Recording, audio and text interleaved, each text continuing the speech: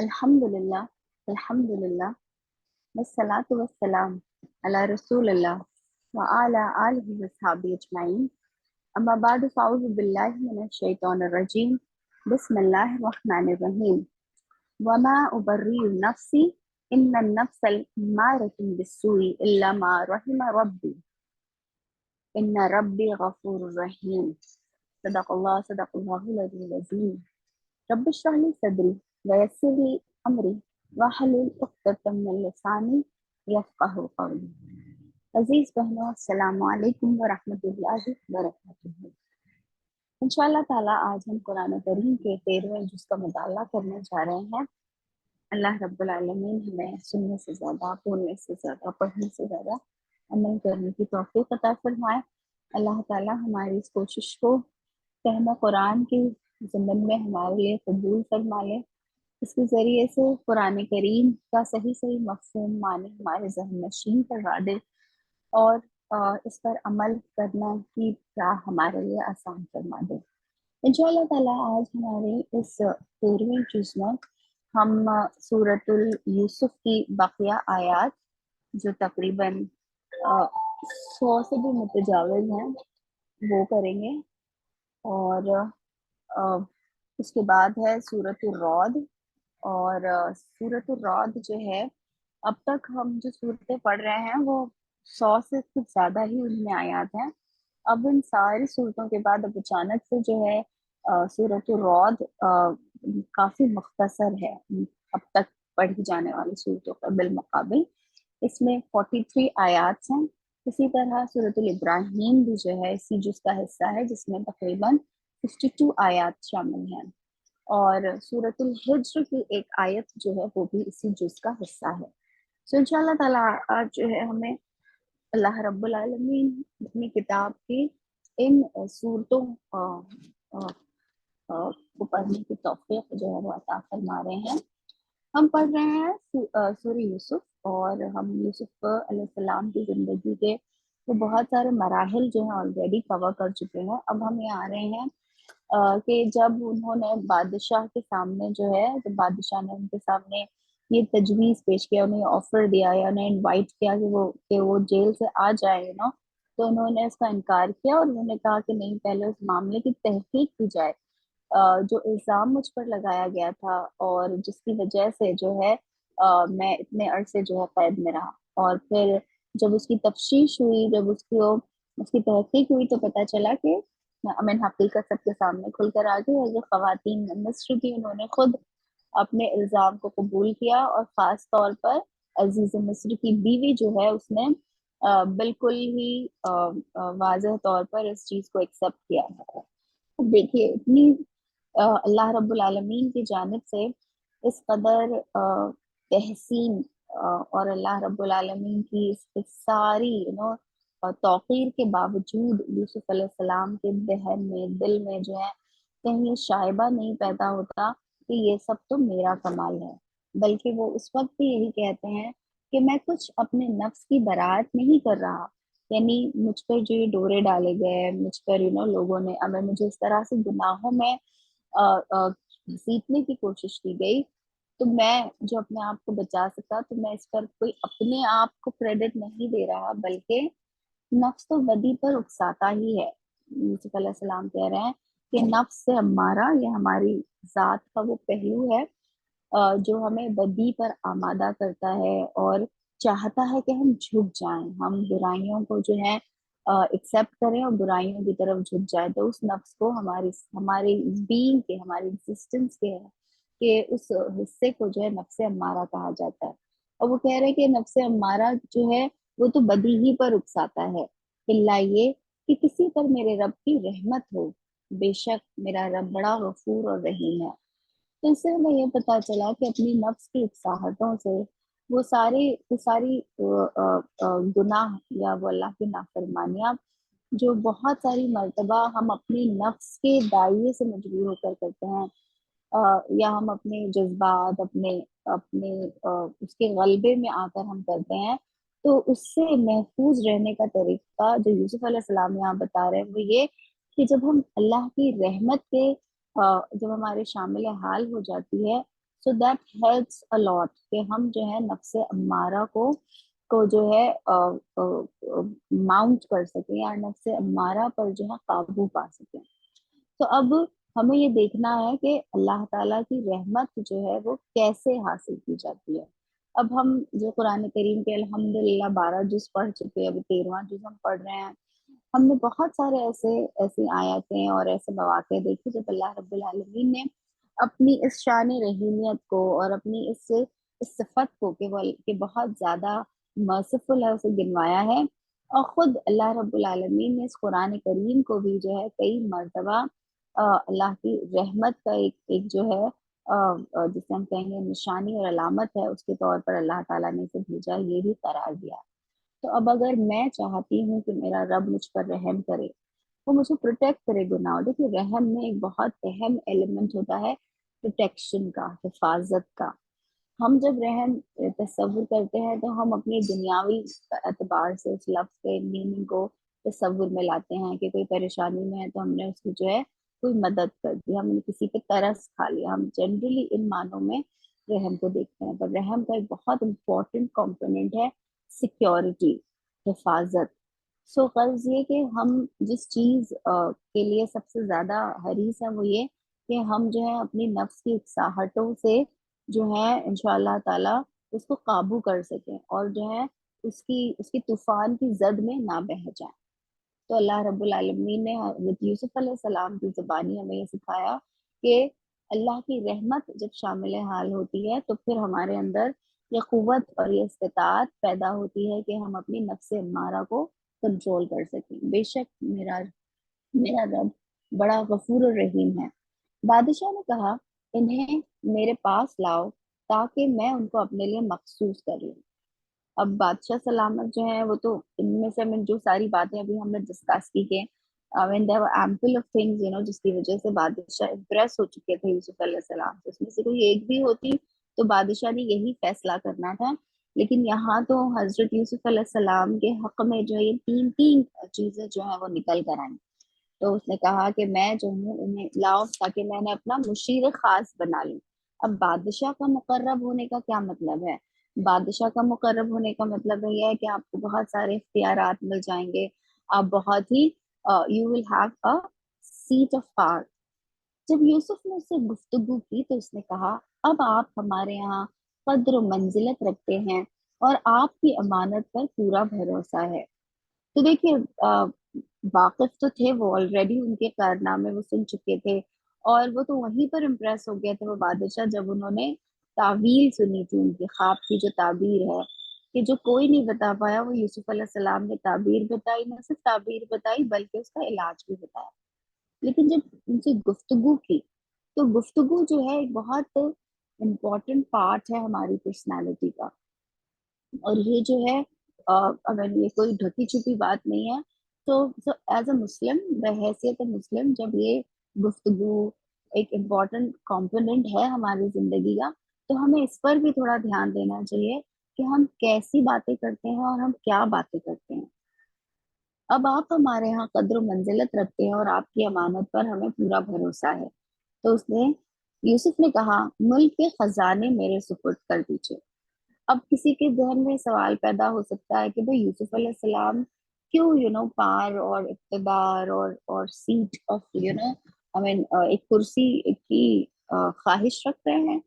تو دیکھیے یہاں اچھے انٹینشنس کے ساتھ، نیک انٹینشنس کے ساتھ when somebody has an ability اور وہ اس کام کو کر سکتے ہیں اور اس کام کے کیے جانے کی ضرورت بھی ہے، تب اس شخص نے آگے بڑھ کر جو ذمہ داری کو اٹھانا یہ عین جو ہے ہماری اسلامی تعلیمات کے مطابق ہے.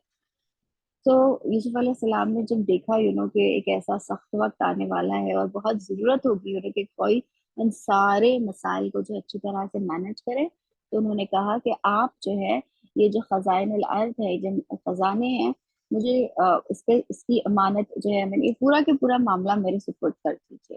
اس لیے کہ میں حفیظ بھی ہوں اور میں علیم بھی ہوں، یعنی میرے اندر یہ ابیلٹی بھی ہے کہ میں اس کی حفاظت کر سکوں. اب حفیظ بہت سارے ہو سکتا ہے لوگ ہوں جو اپنی صفت کے اعتبار سے بہت نیک ہوں، بہت اچھے ہوں اور وہ اگر انہیں کوئی امانت دی جائے تو اس میں بالکل خیانت نہ کریں. لیکن صرف یہی ایک کوالٹی جو ہے اس پرٹیکولر رسپانسبلٹی کو نبھانے کے لیے کافی نہیں ہے. حفیظ کے ساتھ ساتھ علیم بھی ہیں، کہ علم بھی رکھتے ہیں. تو اس سے ہمیں یہ پتہ چلا کہ definitely quality is very important. Allah تعالیٰ نے علم سے پہلے بھی ان کی صفت کا ذکر کیا ہے. ایک انسان جو بہت علم رکھتا ہو، بہت ہی زیادہ اپنی فیلڈ کا ماہر ہو، لیکن اگر وہ خائن ہے، اگر وہ چیٹر ہے، وہ بے ایمان ہے، تو اس کا علم جو ہے بہت زیادہ نفع بخش نہیں ثابت ہوگا. تو یہاں پر انہوں نے یہی گنوایا کہ میں حفیظ بھی ہوں اور میں علیم بھی ہوں. اس طرح ہم نے سرزمین میں یوسف کے لیے اقتدار کی راہ ہموار کی. وہ مختار تھا کہ اس میں جہاں چاہے اپنی جگہ بنا لے. ہم اپنی رحمت سے جس کو چاہتے ہیں نوازتے ہیں. نیک لوگوں کا اجر ہمارے یہاں مارا نہیں جاتا. اب دیکھیے کتنی یہی وہ کچھ پہلو ہیں سورۃ یوسف کے جو ہمیں ششتر کر دیتے ہیں. وہ 10-12 سال کا لڑکا جسے کنویں میں دھکیل دیا گیا، جو ایک سلیو بن کر آیا تھا اس ملک میں، آج جو ہے وہ اس ملک کی جو سب سے بڑی سیٹ آف پاور یا سب سے امپورٹنٹ سیٹ آف پاور ہے، وہ اس پر جو ہے متمکن ہونے جا رہا ہے. اور اور اللہ تعالیٰ جو ہے کیسے ناممکنات کو جو ہے وہ ممکنات میں بدل دیا کرتا ہے. اب یہاں پہ اللہ تعالیٰ نے ہمیں یہ بتایا کہ یوسف علیہ السلام کو تو یہ پار مل گیا، لیکن ضروری نہیں ہے کہ دنیا میں ہر نیک لوگوں کو، اور وہ لوگ جو نیکی کی راہ پہ چل رہے ہیں اور بہت اخلاص کے ساتھ ہی کام کر رہے ہیں، انہیں بھی ڈیفینیٹلی پار مل جائے، انہیں بھی اقتدار نصیب ہو جائے. ضروری نہیں ہے. تو ہمیں ساتھ ساتھ یہ بھی کوشچن دیا گیا کہ وَالْأَجْرُ الْآخِرَةِ خَيْرٌ لِلَّذِينَ آمَنُوا، کہ ایمان والوں کے لیے تو آخرت کا اجر ان لوگوں سے کے لیے زیادہ بہتر ہے جو ایمان لائے اور تقوی کی روش اختیار کرتے رہے. تو غرض یہ کہ ہمارا گول اس دنیا میں ہماری علم کو حاصل کرنے کا، ہماری کیریکٹر پہ، ہماری پرسنالٹی پہ کام کرنے کا یہ نہ ہو کہ ہمیں دنیا کا اقتدار مل جائے، یا دنیا کی کچھ جو ہے ہمیں اور یہاں پر جو ہے سہولتیں مل جائیں. ہمارا جو گول ہونا چاہیے وہ آخرت ہے. یوسف کے بھائی مصر آئے اور اس کے ہاں حاضر ہوئے. اب کچھ اس طرح سے حالات میں پلٹا کھایا کہ جب یہ سارے واقعات پیش آنے لگے جیسے بادشاہ نے اپنے خواب میں دیکھا تھا، تو جب اچھے دنوں کے بعد جو قحط سالی آئی، تو یوسف علیہ السلام کیونکہ وہ بالکل پہلے سے ہی اس بات کے لیے ریڈی تھے یا تیار تھے، اور ان کی ابیلٹی تھی کہ انہوں نے نہایت ہی اچھی طرح سے جو ہے اپنے ملک کا انتظام سنبھالا. اور دوسرے جو بھی ملک تھے یا دوسرے حصے تھے زمین کے، وہاں پر جو ہے لوگوں نے چونکہ صحیح سے اس کی تیاری نہیں کی تھی اس کو فیس کرنے کی، تو وہاں بہت زیادہ قلت اور قحط کا سامنا کرنا پڑا. تو لوگ جو ہے اس سرزمین میں جہاں کے فرما رواں یا جہاں کے کرتا دھرتا یوسف علیہ السلام ہے، یہاں پہ نہ صرف ان کے لوگوں کی جو ہے نیڈس پوری ہو رہی تھی، ضرورتیں پوری ہو رہی تھی، بلکہ وہ لوگ جو بازو اطراف کے ملکوں میں رہنے والے تھے وہ بھی انہی کے پاس جو ہے وہ آ رہے تھے.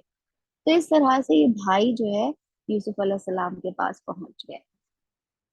اس نے انہیں پہچان لیا مگر وہ اس سے ناشنا تھے. اب ظاہر سی بات ہے کہ برسوں پہلے جو ہے کنویں میں پھینکا تھا، اب کوئی اقتدار کی سیٹ پر آ گیا ہے، تو چینجز تو اتنے سالوں میں بہت کچھ ہو جاتے ہیں نا. اور پھر اس سے بھی بڑی بات کہ کوئی کیسے سوچ سکتا ہے کہ ایک لڑکا جسے اندھیرے کنویں میں دھکیل دیا تھا، وہ دراصل اب جو ہے اس سیٹ آف پاور پہ بیٹھا ہوا ہے. پھر جب اس نے ان کا سامان تیار کروا دیا تو چلتے وقت ان سے کہا، اپنے سوتیلے بھائی کو میرے پاس لانا. دیکھتے نہیں ہو کہ میں کیسے پیمانے بھر کر دیتا ہوں اور کیسا اچھا مہمان نواز ہوں. اگر تم اسے نہ لاؤ گے تو میرے پاس تمہارے لیے کوئی غلہ نہیں ہے، بلکہ تم میرے قریب بھی نہ پھٹکنا. تو اٹ سیمس کہ قانون کچھ ایسا تھا کہ ایک ریشننگ سسٹم تھا. جتنے افراد ہوا کرتے تھے فیملی میں اکارڈنگ ٹو اس کاؤنٹ کے مطابق ہی جو ہے وہ غلہ ڈسٹریبیوٹ کیا جاتا تھا. اب ہوا یہ کہ یوسف علیہ السلام نے اپنے بھائیوں سے کہا، اب ظاہر سی بات ہے ان کی فیملی کی بھی ڈیٹیلس لی، تو پتا چلا اچھا آپ اپنے اس بھائی کو نہیں لے کر آئے، تو نیکسٹ ٹائم اگر آپ غلہ چاہتے ہیں تو آپ کو اسے لے کر آنا ہے۔ انہوں نے کہا ہم کوشش کریں گے کہ والد صاحب اسے بھیجنے پر راضی ہو جائیں، اور ہم ایسا ضرور کریں گے۔ اب یوسف علیہ السلام نے ایک اور تدبیر کی۔ یوسف علیہ السلام نے کیا کیا؟ انہوں نے اپنے غلاموں کو اشارہ کیا کہ ان لوگوں نے غلے کے عوض جو مال دیا ہے وہ چپکے سے ان کے سامان ہی میں رکھ دو، یعنی ابھی تو الحمدللہ ان کی فیملی اتنی اتنی جو ہے اس کے پاس دولت تھی کہ وہ ابھی خیرات نہیں مانگ رہے ہیں، بلکہ دولت کی عوض خریدنے آئے ہیں، بٹ چونکہ یہاں پر چیزیں پھر بھی as compare to other places available ہے، تو اس لیے وہ اس کنٹری میں جو ہے وہ آئے ہوئے ہیں۔ یہ یوسف نے اس امید پر کیا کہ گھر پہنچ کر وہ اپنا واپس پایا ہوا مال پہچان جائیں گے، یا اس فیاضی پر احسان مند ہوں گے اور عجب نہیں کہ پھر پلٹے، یعنی جب وہ دیکھیں گے کہ انہیں اتنا فائدہ مل رہا ہے، ان کا پیسہ بھی اویلیبل، اناج بھی اچھا خوب بھرپور ملا، اور وہ قیمت جو انہوں نے ادا کی تھی وہ انہیں دوبارہ لوٹا دی گئی، تو اس کا مطلب ہے وہ دوبارہ سے آئیں گے نا، there are more chances for that. جب وہ اپنے باپ کے پاس گئے تو کہا ابا جان آئندہ ہم کو غلہ دینے سے انکار کر دیا گیا ہے، لہٰذا آپ ہمارے بھائی کو ہمارے ساتھ بھیج دیجیے تاکہ ہم غلہ لے کر آئیں، اور اس کی حفاظت کے ہم ذمہ دار ہیں۔ اب آلریڈی وہ یہ حرکت اس سے پہلے کر چکے ہیں نا، تو ابا نے کیا جواب دیا؟ کیا میں اس کے معاملے میں تم پر ویسا ہی بھروسہ کروں جیسا اس سے پہلے اس کے بھائی کے معاملے میں کر چکا ہوں؟ اللہ ہی بہتر محافظ ہے اور وہ سب سے بڑھ کر رحم فرمانے والا ہے۔ تو جب انہوں نے سامان کھولا تو دیکھا کہ ان کا مال بھی انہیں واپس کر دیا گیا ہے۔ یہ دیکھ کر وہ پکار اٹھے، ابا جان ہمیں اور کیا چاہیے؟ دیکھیے یہ ہمارا مال بھی ہمیں واپس دے دیا گیا ہے، بس اب ہم جائیں گے اور اپنے اہل و عیال کے لیے رزق لے کر آئیں گے، اپنے بھائی کی حفاظت بھی کریں گے، اور ایک بار شکر اور زیادہ بھی لے آئیں گے، اتنے غلے کا اضافہ آسانی کے ساتھ ہو جائے گا۔ اب تم دولت بھی ساتھ ہے، پیسے خرچ نہیں ہوئے نا، وہ بھی ہے۔ پھر اب یوسف علیہ السلام نے کہا تھا بھائی کو لے کر آنا تو اور زیادہ دوں گا، تو اب تو وہ کہہ رہے ہیں کہ definitely we will go back. ان کے ابا نے کہا میں اس کو ہرگز تمہارے ساتھ نہ بھیجوں گا جب تک کہ تم اللہ کے نام سے مجھ کو پیمان نہ دے دو۔ تو اب یعقوب علیہ السلام نے جو ہے ان کے سامنے کچھ شرطیں رکھی کہ ان شرطوں کو پورا کرو گے تو ہی جو ہے میں یوسف علیہ السلام کے جو چھوٹے بھائی ہیں بنیامین انہیں تمہارے ساتھ جانے دوں گا۔ تو اور وہ پیمان کیا تھا کہ اللہ کے نام پر تم مجھے یہ پرومس کرو گے کہ اسے میرے پاس ضرور واپس لے کر آؤ گے، اللہ یہ کہ کہیں تم ہی گھیر لے جاؤ، لیکن وہ ایکسیپشنز بھی جو ہے ساتھ ساتھ اس میں رکھے انٹیکٹ۔ جب انہوں نے اس کو اپنے اپنے پیمان دے دیے تو اس نے کہا دیکھو ہمارے اس قول پر اللہ نگہبان ہے، یعنی والد نے ایک مرتبہ پھر بچوں کو جو ہے اپنے بیٹوں کو یہ یاد دہانی کروائی کہ تم کس کے نام کے ساتھ جو ہے اس عہد کو باندھ رہے ہو اسے یاد رکھنا۔ پھر اس نے کہا اے میرے بچوں، مصر کے دارالسلطنت میں ایک دروازے سے داخل نہ ہونا بلکہ مختلف دروازوں سے جانا، مگر میں اللہ کی مشیت سے تم کو نہیں بچا سکتا، حکم اس کے سوا کسی کا بھی نہیں چلتا، اسی پر میں نے بھروسہ کیا، اور جس کو بھی بھروسہ کرنا ہو اسی پر کرے۔ اب دیکھیے یہ تو بتا دیا کہ دنیا میں ہمیں تدبیریں اختیار کرنی پڑتی ہیں اپنی سہولیات کے لیے، اپنی حفاظت کے لیے، اور تدبیروں کو اور اسباب کو اختیار کرنا اللہ کی توکل کے منافی بھی نہیں ہے۔ ہمارا بھروسہ اللہ پر ہو، اللہ ان اسباب پر نہیں ہو جنہیں ہم اختیار کر رہے ہیں۔ تو یہی وجہ ہے کہ انہوں نے بھی اپنے بچوں کو ایک ورڈ آف کاشن جو ہے وہ دیا، اور ان سے کہا کہ دیکھو تم ظاہر سی بات ہے ایسے حالات میں جب قحط سالی ہے اور جب ہر طرف جو ہے اس قسم کی اسکیسٹی ہے، تو ایسے حالات میں چوری ڈکیتی کے جو زیادہ امکانات رہتے ہیں۔ اب تم سارے کے سارے جو ہو 11 بھائی ایک ہی گیٹ سے داخل ہو گئے تو لوگوں کو یہ نہیں لگے کہ ارے کون دوسرے لوگ آ رہے ہیں اور پتہ نہیں کس انٹینشن سے آ رہے ہیں۔ اور واقعہ بھی یہی ہوا کہ جب وہ اپنے باپ کی ہدایت کے مطابق شہر میں متفرق دروازوں سے داخل ہوئے تو اس کی یہ احتیاطی تدبیر اللہ کی مشیت کے مقابلے میں کچھ بھی کام نہ آ سکی۔ تو انہیں تھوڑا بہت جو بھی نقصان پہنچا، وہ کیا نقصان پہنچا اس کی کوئی ڈیٹیلز نہیں دی۔ یعنی اللہ تعالیٰ ہمیں یہاں ان کی سٹوری نہیں سنا رہے ہیں، اللہ تعالیٰ ہمیں یہاں بتا رہے ہیں کہ تدبیر اور توक्कुल उनके बीच एक कितना बड़ा अल्लाह रब्बुल आलमीन ने एक बैलेंस हमारे दीन में दिया। हमारा दीन हमें नहीं सिखाता कि अल्लाह पे तवक्कुल का मतलब है कि हम अपने हाथ बांधें, और ना ही वो हमें ये सिखाता है कि हाँ अब तुमने ये एक्शन किया तो जरूर जो है इसका फल जो है वो आएगा ही आएगा। अल्लाह ताला की मशीयत पर जो है हमने इसे छोड़ दिया। हमारा काम है एफर्ट्स लेना, और उसके फल या उसका रिजल्ट जो है वो अल्लाह रब्बुल आलमीन के हाथ में है। और जब हम ये मान लेते हैं ना कि इसका रिजल्ट अल्लाह रब्बुल आलमीन के हाथ में है, तो हमें बहुत सुकून आ जाता है। वो इसलिए सुकून आ जाता है कि फिर हम ये जान लेते हैं कि हो सकता है कि मैं चाह रही हूँ कि इसमें इस फला फला किस्म के फायदे मुझे हों, लेकिन अल्लाह बेहतर जानता है कि क्या फायदा मेरे लिए बेहतर है और क्या नुकसान मेरे लिए बेहतर है। तो जब ये तवक्कुल हमारे अंदर पैदा हो जाए तो ये हमें बहुत सारी घबराहटों से महफूज और मामून कर देता है। फिर देखिए फिर साथ ही साथ ये वर्ड ऑफ कॉशन कि देखो ये तवक्कुल जो है वो तुम्हें इनएक्टिव ना बना दे। तुम हमेशा ये ना कहो कि हमने तो अल्लाह पर तवक्कुल किया। हाँ, बस याकूब के दिल में जो एक खटक थी उसे दूर करने के लिए उसने अपनी सी कोशिश कर ली। बेशक वो हमारी दी हुई तालीम से साहिब इल्म था, मगर अक्सर लोग मामले की हकीकत को जानते नहीं हैं। तो अल्लाह ताला ने इन्हें तो ये बसीरत दी थी क्योंकि अल्लाह के नबी भी थे, इन्हें इल्म से भी नवाजा गया था। सो ही new the balance between तदबीर and तवक्कुल, के तदबीर और तवक्कुल जो है वो कैसे हैंड इन हैंड चलते हैं। लेकिन दुनिया के अक्सर लोग जो है वो इस नुस्खे कीमिया से जो है वो लाइल्म है। ये लोग यूसुफ के हुजूर पहुंचे तो उसने अपने भाई को अपने पास अलग बुला लिया और उसे बता दिया कि मैं तेरा वही भाई हूँ जो खोया गया था।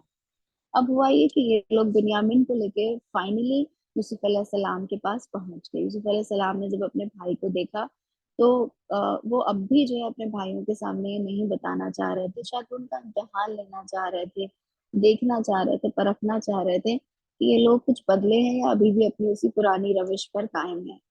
पर क्या ज़र्फ होगा यूसुफ अलैहिस्सलाम का ना, यानी वो लोग जिन्होंने उनको उनके वालिद से, फैमिली से जुदा कर दिया, फिर जुदा करने ही पर इक्तफा नहीं किया, एक अंधेरे कुएं में फेंक दिया, और फिर जो जिंदगी का सिलसिला वहां से चला है, जो परेशानियां और जो मुसीबतें जो है उन्हें उठानी पड़ी होंगी, तो वो सिर्फ और सिर्फ इन भाइयों की हसद, उनकी जलन की वजह से। लेकिन वो भाई सामने खड़े हैं और कोई रिएक्शन ना देना, कोई जो है कोई अपनी जिसे हम कहेंगे कि झुंझलाहट का इजहार ना करना। तो ये सारी चीजें हमारा नफ्स अम्मारा है जो हमें सिखाता है। और उन्होंने पहले ही हम दूसरे यूसुफ में पढ़े हैं कि उन्होंने कहा कि मेरे रब ने मुझ पर रहम किया और इसी वजह से मैं इस नफ्स अम्मारा पर जो है कंट्रोल कर पाया हूँ। अब जाहिर सी बात है कि अल्लाह ताला की रहमत भी उसी वक्त हमारे शामिल हाल होती है जब हमने अपने आप को उसकी रहमत के लिए क्वालिफाई किया। हम हाथ पर हाथ धरे बैठे रहेंगे और हम ये एक्सपेक्ट करेंगे कि अल्लाह रब्बुल आलमीन की रहमत हमारे शामिल हाल हो, तो ये कुरान का बताया हुआ तरीका नहीं है। मैं तेरा वही भाई हूँ जो खोया गया था, अब तुम उन बातों का गम ना कर जो ये लोग करते रहे हैं। जब यूसुफ उन भाइयों का सामान लदवाने लगा तो उसने अपने भाई के सामान में अपना प्याला रख दिया। अब जाहिर सी बात है कि जो रॉयल सामान, जो शाही सामान होता है, चाहे फिर उसमें एक प्याला ही क्यों ना हो, उसकी अपनी एक अहमियत होती है क्योंकि वो शाही प्याला है। यानी यानी कोई दूसरा प्याला चुराने पे शायद इस किस्म की सजा कोई किसी को ना दे, लेकिन शाही प्याला चुराना जो है वो अपने अंदर एक सिंबल रखता है। फिर एक पुकारने वाले ने पुकार कर कहा, ए काफिले वालों, तुम लोग चोर हो। उन्होंने पलट कर पूछा, तुम्हारी क्या चीज खोई गई? सरकारी मुलाजिमों ने कहा कि बादशाह का पैमाना हमको नहीं मिलता। और उनके जमादार ने कहा, जो शख्स ला कर देगा उसके लिए एक बार शुक्र इनाम है, यानी उसे और मजीद जो है इनाम दिया जाएगा, इसका जिम्मा मैं लेता हूँ। इन भाइयों ने कहा, खुदा की कसम, तुम लोग जानते हो कि हम इस मुल्क में फसाद करने नहीं आए हैं और हम चोरियां करने वाले लोग नहीं हैं। उन्होंने कहा, अच्छा, अगर तुम्हारी बात झूठी निकली तो चोर की क्या सजा है? उन्होंने कहा, ठीक है, आप ही कह रहे हो आप चोर नहीं हैं, तो हम आप ही से पूछते हैं कि अगर ये निकल गया, जो चोरी करता है इस किस्म की, تو آپ لوگوں کے وہاں سے کیا سزا دی جاتی ہے؟ انہوں نے کہا اس کی سزا جس کے سامان میں سے یہ چیز نکلے وہ آپ ہی اپنی سزا میں رکھ لیا جائے، اس کی سزا یہ ہوگی کہ پھر جو ہے وہ قید کر لیا جائے گا، یعنی وہیں پر رکھ لیا جائے گا۔ ہمارے یہاں تو ایسے ظالموں کو سزا دینے کا یہی طریقہ ہے۔ تب یوسف نے اپنے بھائی سے پہلے ان کی خرجیوں کی تلاشی لینا شروع کی، یعنی ان کو شک نہ ہو اس لیے پہلے ان سب کی لی، کیونکہ ان سب کے یہاں تو رکھا بھی نہیں تھا نا، تو ان کو بھی ایک سیٹسفیکشن رہتا کہ چلو ہاں ہم نے تو لی نہیں ہے۔ پھر بھائی کی کھرجی سے گمشدہ چیز برآمد کر لی۔ اس طرح ہم نے یوسف کی تائید اپنی تدبیر سے کی۔ اس کا یہ کام نہ تھا کہ بادشاہ کے دین میں اپنے بھائی کو پکڑتا، اللہ یہ کہ اللہ ہی ایسا چاہے، ہم جس کے درجے چاہتے ہیں بلند کر دیتے ہیں، اور ایک علم رکھنے والا ایسا بھی ہے جو ہر صاحب علم سے بالا تر ہے۔ تو یہاں زندگی کی ایک حقیقت گنوائی، سب سے پہلے تو یہ بتایا کہ اس طرح کا علم، اس طرح کی تدبیر، اس طرح کی حکمت جو ہے وہ کم ہی لوگوں کو نصیب ہوتی ہے، جیسے یوسف علیہ السلام کو جو ہے وہ ملی تھی۔ پھر یہ بھی ایک بات بتا دی کہ وفوق کل ذی علم علیم، کہ اگر انسان کو دنیا میں علم مل بھی جائے اور جو ہے اسے کچھ اللہ تعالیٰ نواز بھی دے، تو وہ ہمیشہ اس بات کو یاد رکھے کہ ہر عالم سے بڑا اللہ رب العالمین نے اس دنیا میں ایک عالم رکھا ہوا ہے۔ اس سے ہمیں یہ بھی پتا چلا کہ sky is the limit when it comes to knowledge, علم جو ہے وہ اتنا وسیع ہے ہمارے دین میں، اور اس کی اتنی زیادہ جو ہے اسے وسیع رکھا گیا ہے۔ اور یہ کہ بہت سارے لوگ دنیا میں علم کے راستے سے گمراہ ہوتے ہیں، یعنی حقیقی علم تو ہمارے اسکالرز نے، ہمارے سلف صالحین نے ہمیں یہ بتایا وہ ہے جو انسان کے اندر عاجزی پیدا کرتا ہے، جو انسان کو جھکا دیتا ہے، جس طرح سے درختوں سے بھرا ہوا پھلوں سے لگا ہوا درخت جو ہے وہ اکڑ کے نہیں کھڑا ہوتا، وہ جھک جاتا ہے۔ کیوں جھک جاتا ہے؟ وہ پھلوں کے بوجھ سے جھک جاتا ہے۔ اسی طرح جو صحیح علم ہے وہ انسان کو ان کے اندر انکساری پیدا کرتا ہے، اس کے اندر تکبر اور گھمنڈ نہیں پیدا کرتا۔ یہ ہمارے جاہل ہونے کی ایک عمدہ نشانی یہ ہے کہ ہمیں یہ لگنے لگے کہ ہمیں بہت کچھ آتا ہے، لیکن جس دن ہمیں یہ لگنے لگے کہ ہمیں بہت کچھ آتا ہے، وہ ہمارے لیے مارک کر دینے کے لیے کافی ہے کہ ہم کس قدر جاہل ہیں، اور اللہ تعالیٰ ہمیں ایسے جہل سے محفوظ و معمون رکھے۔ ان بھائیوں نے کہا یہ چوری کرے تو کوئی کچھ تعجب کی بات بھی نہیں نا، دس از ریئلی امپاسبل، اس سے پہلے اس کا بھائی بھی چوری کر چکا ہے، اب تو نیا یوسف کھڑا ہے، نہ یوسف سے ان کا کوئی کمپٹیشن ہے، نہ وہ کوئی حسد، اب اس کا کوئی امکان بھی نہیں ہے، اس کو تو وہ لوگوں نے اپنی زندگی سے کھینچ کر دور پھینک دیا ہے نا۔ لیکن دیکھیے وہ جو دلوں میں بھرا ہوا بغض ہے نا، وہ کیسے اود آتا ہے اب جب یہ موقع ملا کہ سوتیلے بھائی کو پکڑا گیا، تو فوراً گنوایا کہ ہاں ہاں، اور جھوٹی ہے ڈیفینیٹلی اس کا بھائی یوسف بھی چوری کر چکا ہے۔ یوسف ان کی یہ بات سن کر پی گیا۔ اب یہ اور اعلیٰ ظرفی کی نشانی کہ وہ چاہتے تو کھڑے کھڑے ان کو وہیں بتا سکتے تھے، کلیریفائی کر سکتے تھے، حقیقت ان پر نہ کھولی، بس زیر لب اتنا کہہ کر رہ گیا کہ بڑے ہی برے ہو تم لوگ، جو الزام تم لگا رہے ہو اس کی حقیقت خدا خوب جانتا ہے۔ تو غرض یہ کہ دنیا میں ایسے لوگ ہمیشہ ہوں گے، چاہے آپ ان کے راستے میں آئیں یا نہ آئیں، چاہے آپ ان کی آپ ان کے لیے کوئی پریشانی کا سامان کریں یا نہ کریں، لیکن وہ جو ان کے دماغ میں ایک بار سما گئی ہے نا، وہ خلش وہ جاتی نہیں آسانی سے۔ اللہ رب العالمین ایسے حاسدوں کے حسد سے ہمیں محفوظ و معمون رکھے۔ ہمارے دین نے ہمیں یہ نہیں سکھایا کہ پھر ہم ایسے لوگوں سے ڈرنا شروع کر دیں، ہمارے دین نے ہمیں یہ نسخہ سکھایا کہ ہم ہمیشہ اللہ تعالیٰ کی سیکیورٹی اور اللہ تعالیٰ کی حفاظت جو ہے اس کو سیکھ کرتے رہیں، اس کی تدبیر ہمیں نبی اکرم صلی اللہ علیہ وسلم نے بتائی کہ ہمیشہ اپنے آپ کو اور اپنی زندگی میں جو ہے اللہ کے ذکر کو، اللہ کی یاد کو جو ہے اس سے معطر رکھیں، زبان، دل، ہمارے ایکشنز، اور پھر جب ایسا ہوگا تو پھر شیطان کو جو ہے گھر کرنے کا موقع نہیں مل پائے گا۔ انہوں نے کہا اے سردار ذی اقتدار، اس کا باپ بہت بوڑھا آدمی ہے، اس کی جگہ آپ ہم میں سے کسی کو رکھ لیجئے۔ हम आपको बड़ा ही नेक नफ्स इंसान पाते हैं। चलिए इतनी तो इनके अंदर नेकी थी कि वालिद की तो थोड़ी फिक्र है, और शायद अब जो है ये थोड़ी ये शर्म भी पैदा हो गई कि हमने बाप से जो है मिसाक लिया है, प्रॉमिस लिया है, तो हम कैसे जाएंगे, कैसे फेस करेंगे। यूसुफ ने कहा, बपना खुदा, दूसरे किसी शख्स को हम कैसे रख सकते हैं? जिसके पास हमने अपना माल पाया है उसको छोड़कर दूसरों को रखेंगे तो हम जालिम होंगे। नहीं, हमारे यहाँ का कानून ऐसा नहीं है। जब वो यूसुफ से मायूस हो गए तो एक गोशे में जाकर आपस में मशवरा करने लगे। उनमें जो सबसे बड़ा था वो बोला, तुम जानते नहीं हो कि तुम्हारे वालिद तुमसे खुदा के नाम पर क्या अहद पैमान कर चुके हैं, और इससे पहले यूसुफ के मामले में जो ज्यादती तुम कर चुके हो वो भी तुमको मालूम है। यानी हमारे तो दिलों में ऑलरेडी चोर है, राइट। हम एक बार ऑलरेडी झूठ बोल चुके हैं अपने वालिद से, यानी और इस मर्तबा तुम्हारे वालिद ने अहद पैमान लिया है हमसे, और और वो भी तुमको मालूम है। अब मैं तो यहाँ से हरगिज ना जाऊंगा जब तक कि मेरे वालिद मुझे इजाजत ना दें, या फिर अल्लाह ही मेरे हक में कोई फैसला फरमा दे कि वो सबसे बेहतर फैसला करने वाला है। तुम जाकर अपने वालिद से कहो कि अब्बा जान, आपके साहबजादे ने चोरी की है। हमने उसे चोरी करते हुए नहीं देखा। जो कुछ हमें मालूम हुआ है बस वही हम बयान कर रहे हैं, और गैब की निगहबानी तो हम ना कर सकते। आप उस बस्ती के लोगों से पूछ लीजिए जहां हम थे, उस काफिले से दरियाफ्त कर लीजिए जिसके साथ हम आए हैं।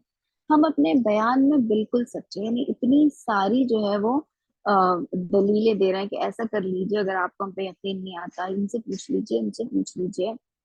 बाप ने ये दास्तान सुनकर कहा, दरअसल तुम्हारे नफ्स ने तुम्हारे लिए एक और बड़ी बात को सहल बना दिया। यानी एक और झूठ जो है वो तुम गढ़ लाए, एक और मक्कारी और मक्र फरेब जो है तुम गढ़ लाए। अच्छा, इस पर भी सब्र करूंगा, फसब्रुन जमील। बिल्कुल वही बात जो यूसुफ अलैहिस्सलाम के वक्त फरमाई थी कि मैं सब्रुन जमील करूंगा। तो ये शब्द, ये वो सब्र है, ये सब्र जमील, जिससे जो है जबान जो है कभी शिकायत से जो है आलूदा नहीं होती, और ना ही हाथ पैर कोई ऐसा अमल करते हैं जो खिलाफ वकार है। ऑलराइट।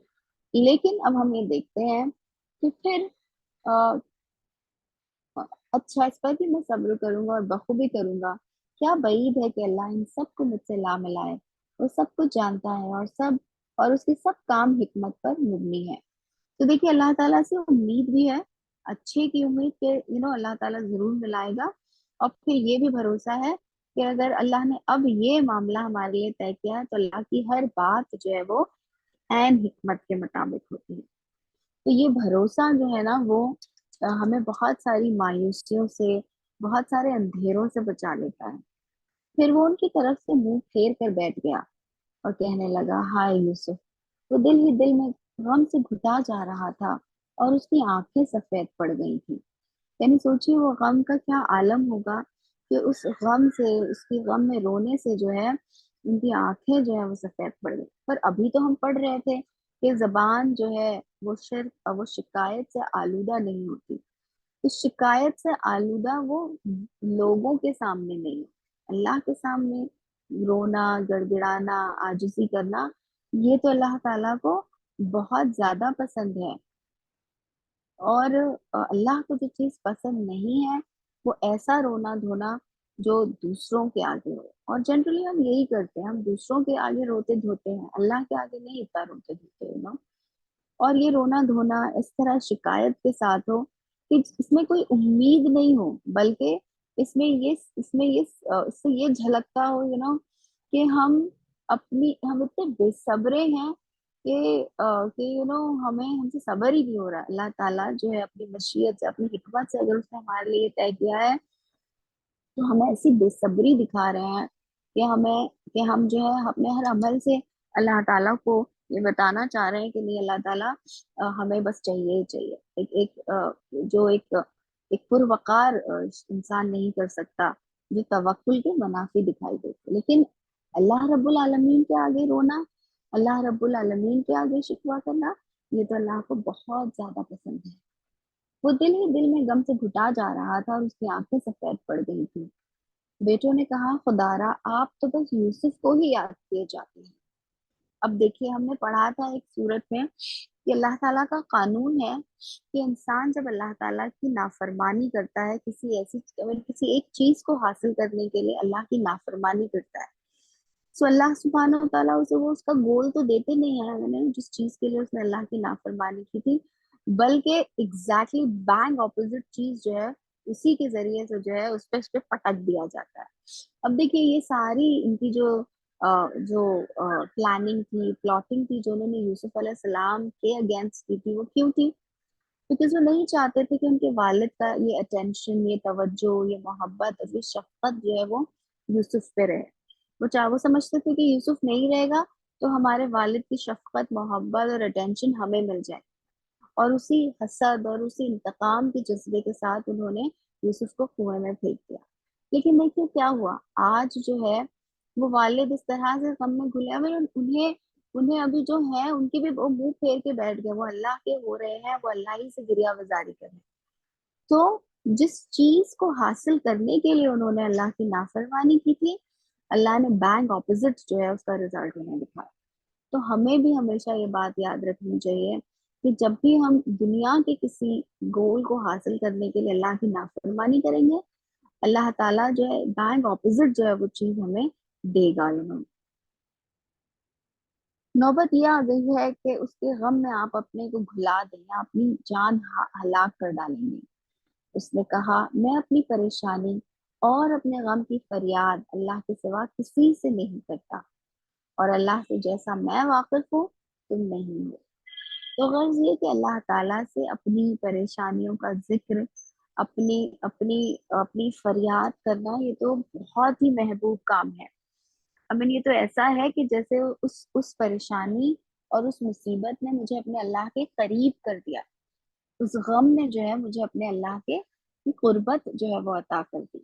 تو یہ تو اللہ تعالیٰ کو بے انتہا پسند ہے یہ صفت، اور اللہ تعالیٰ چاہتے ہی ہیں کہ ہم بار بار اس کی جانب آئیں، بار بار اس کی جناب میں آئیں اور اس سے دعائیں مانگیں اور اس سے اپنی التجا جو ہے اس کے سامنے رکھیں۔ وہ تو چاہتا ہے کہ اللہ جو ہے وہ انہیں پورا کرے۔ میرے بچوں جا کر یوسف اور اس کے بھائی کی کچھ ٹولو، اللہ کی رحمت سے مایوس نہ ہو، اس کی رحمت سے تو بس کافر ہی مایوس ہوا کرتے ہیں۔ So you see, this is such a big lesson for us as believers کہ اللہ ہمیں اگر میں نے یہ کہہ دیا ہے کہ لا الہ الا اللہ محمد رسول اللہ، تو اب جو ہے میری زندگی میں مایوسی جو ہے اس کا کوئی گزر نہیں ہونا چاہیے، بیکاز مایوسی جو ہے وہ کفر ہے ہمارے دین میں۔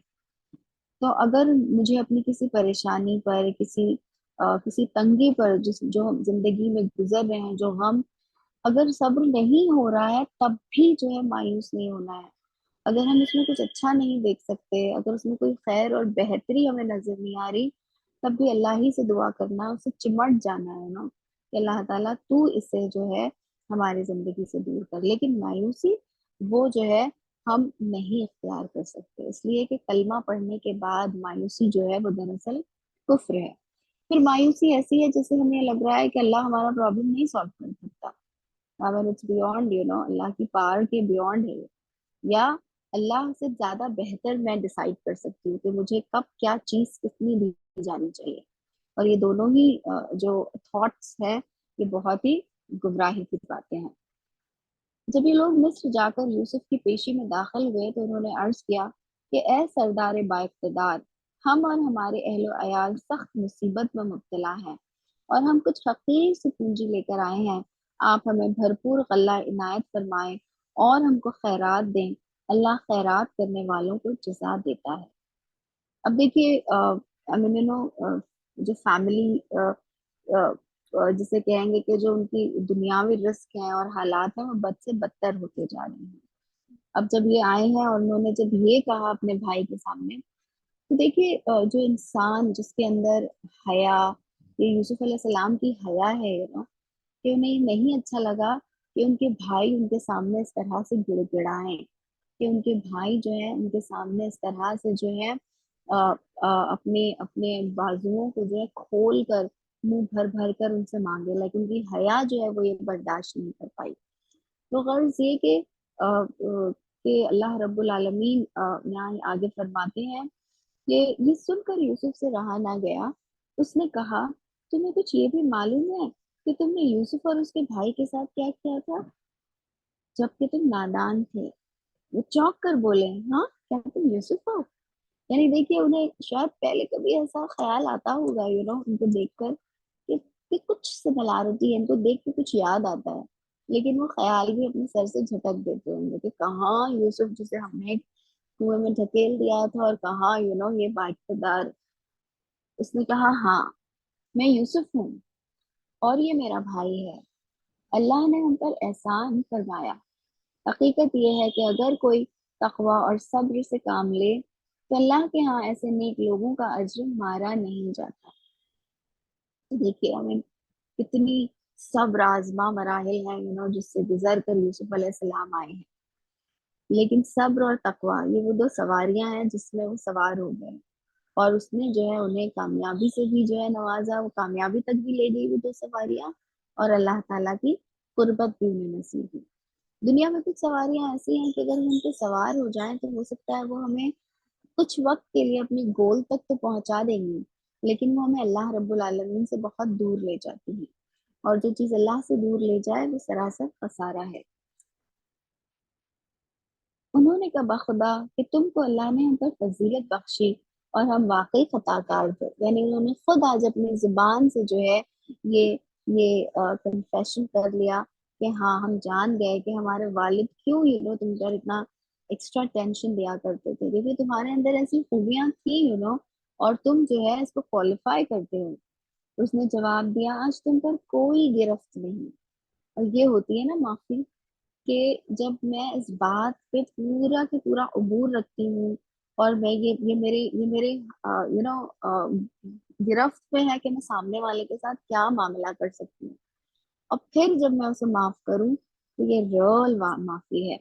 اور کتنے خوبصورت جملے ہیں جو یوسف علیہ السلام نے کہے، آج تم پر کوئی گرفت نہیں، اللہ تمہیں معاف کرے اور وہ سب سے بڑھ کر رحم فرمانے والا ہے۔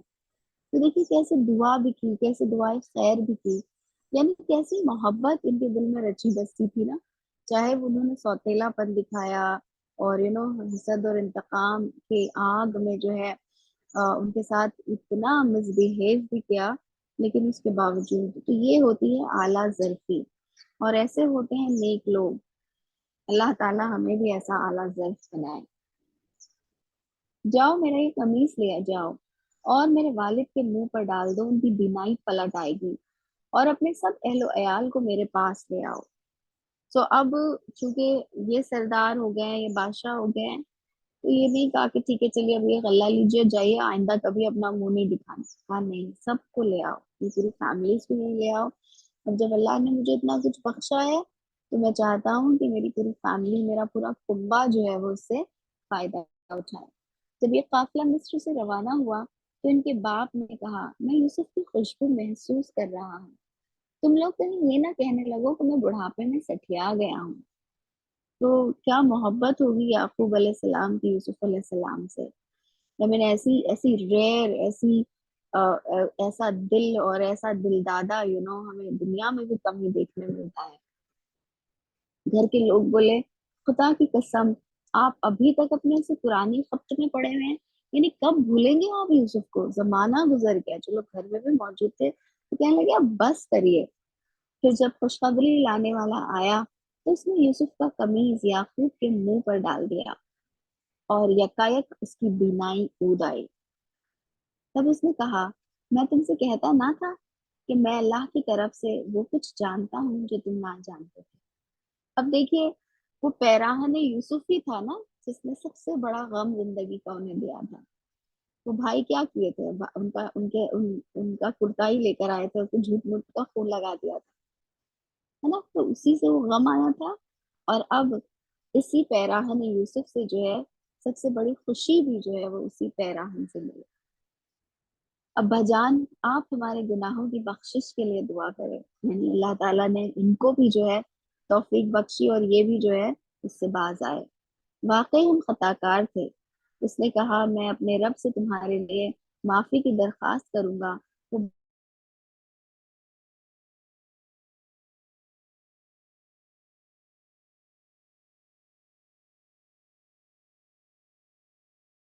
چلو اب شہر میں چلو، اللہ نے چاہا تو امن چین سے رہو گے۔ شہر میں داخل ہونے کے بعد اس نے اپنے والدین کو اٹھا کر اپنے پاس تخت پر بٹھایا اور سب اس کے آگے بے اختیار سجدے میں جھک گئے۔ تو یہاں سجدے میں جھکنے کا معنی ویسا سجدہ نہیں ہے جیسے ہم اللہ رب العالمین کے وہاں کیا کرتے ہیں، that bowing out of respect جو بہت سارے کلچرز کا حصہ رہا ہے۔ یوسف نے کہا، ابا جان، یہ تعبیر ہے میرے اس خواب کی جو میں نے پہلے دیکھا تھا، میرے رب نے اسے حقیقت بنا دیا۔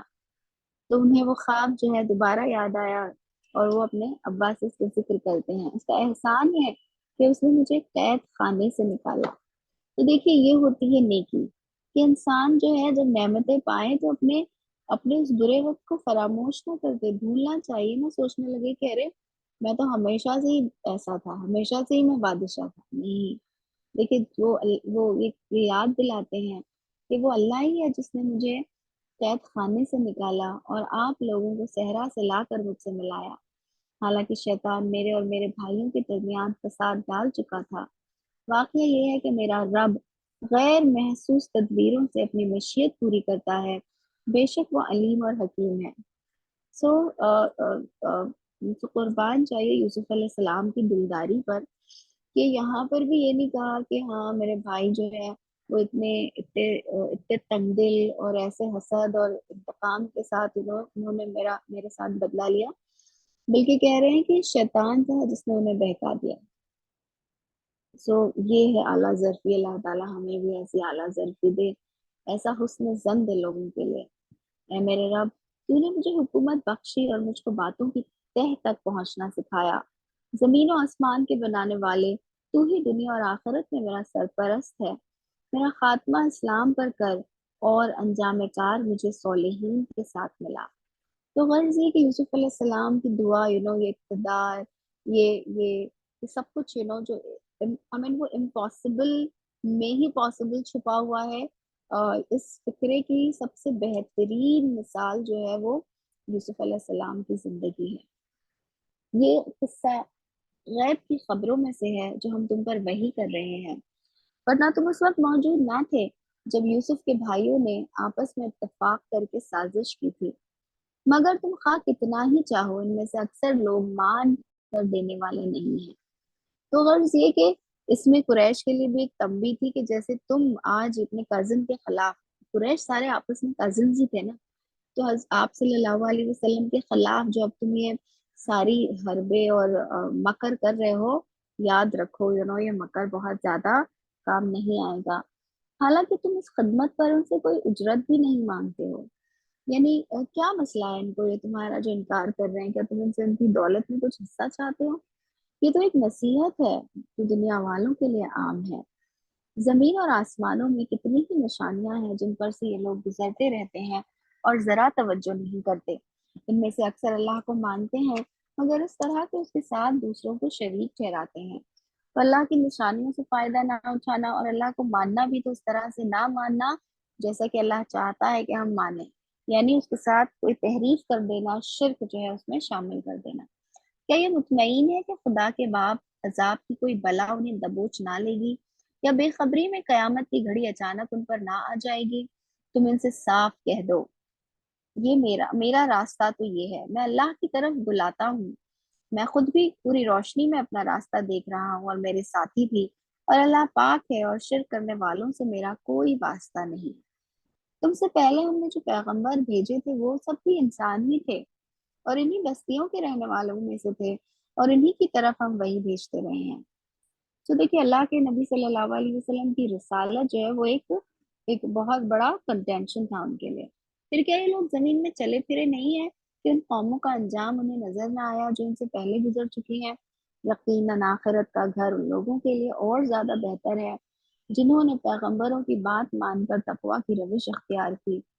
کیا اب بھی تم لوگ نہ سمجھو گے؟ تو دیکھیے لا یشعرون لا یعقلون، یہ ساری فیکلٹیز جو اللہ رب العالمین نے ہمیں دی ہیں، اللہ تعالیٰ چاہتا ہے کہ ہم ان کا استعمال کریں۔ پہلے پیغمبروں کے ساتھ بھی یہی ہوتا رہا ہے کہ وہ مدت و نصیحت کرتے رہے اور لوگوں نے سن کر نہ دیا، یہاں تک کہ جب پیغمبر لوگوں سے مایوس ہو گئے اور لوگوں نے بھی سمجھ لیا کہ ان سے جھوٹ بولا گیا تھا، यकायक हमारी मदद पैगंबरों को पहुंच गई। फिर जब ऐसा मौका आ जाता है तो हमारा कायदा ये है कि जिसे हम चाहते हैं बचा लेते हैं, और मुजरिमों पर से तो हमारा अजाब टाला ही नहीं जा सकता। यानी ये अल्लाह की सुन्नत है।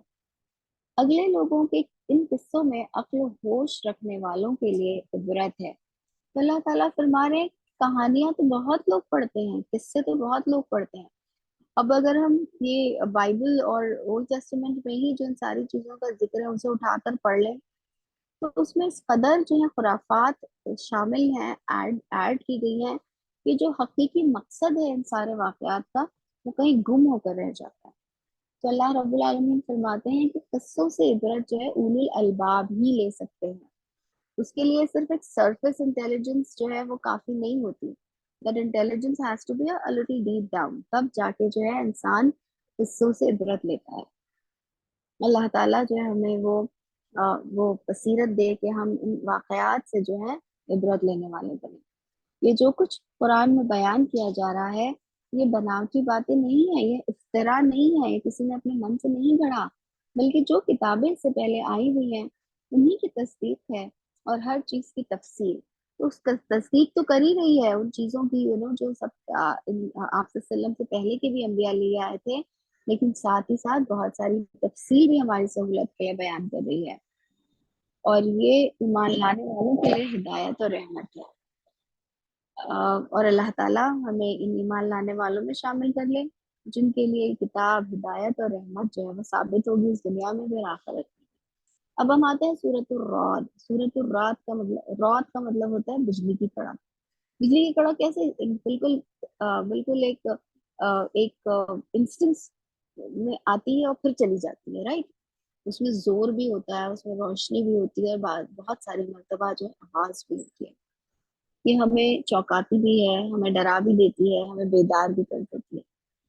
तो सूरतुर रौद, चूंकि कुरान इस सूरत में रौद का जिक्र हुआ है, लेकिन मानवी एतबार से भी जो है जो इसकी जसामत है, इसमें सिर्फ जो है 43 आयात हैं।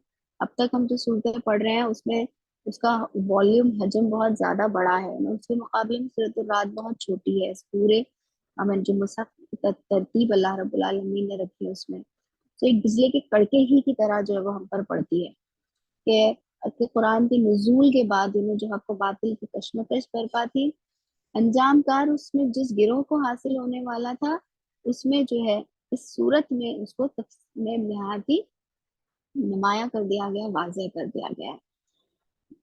बिस्मिल्लाह रहमान रहीम।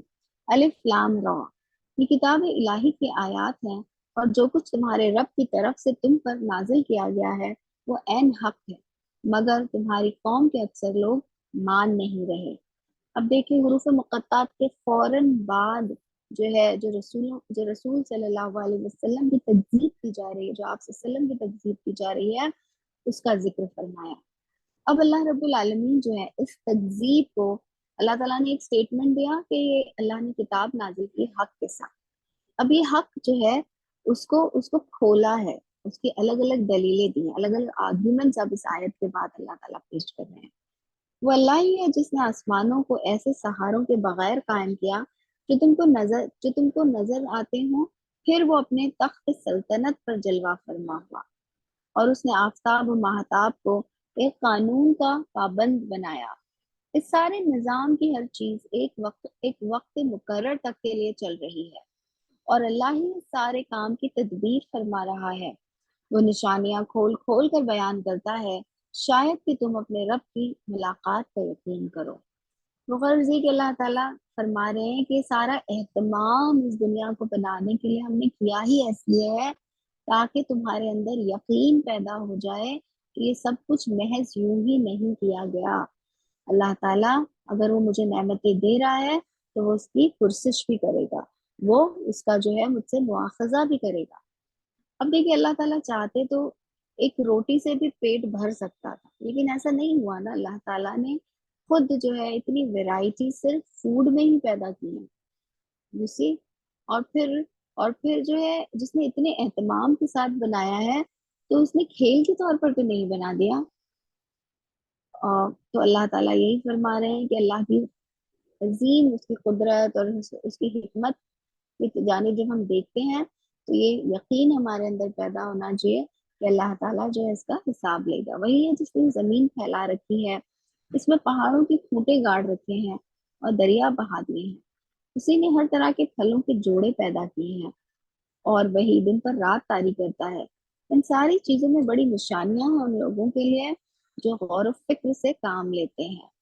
اب فرمایا تفکرون, غور و فکر.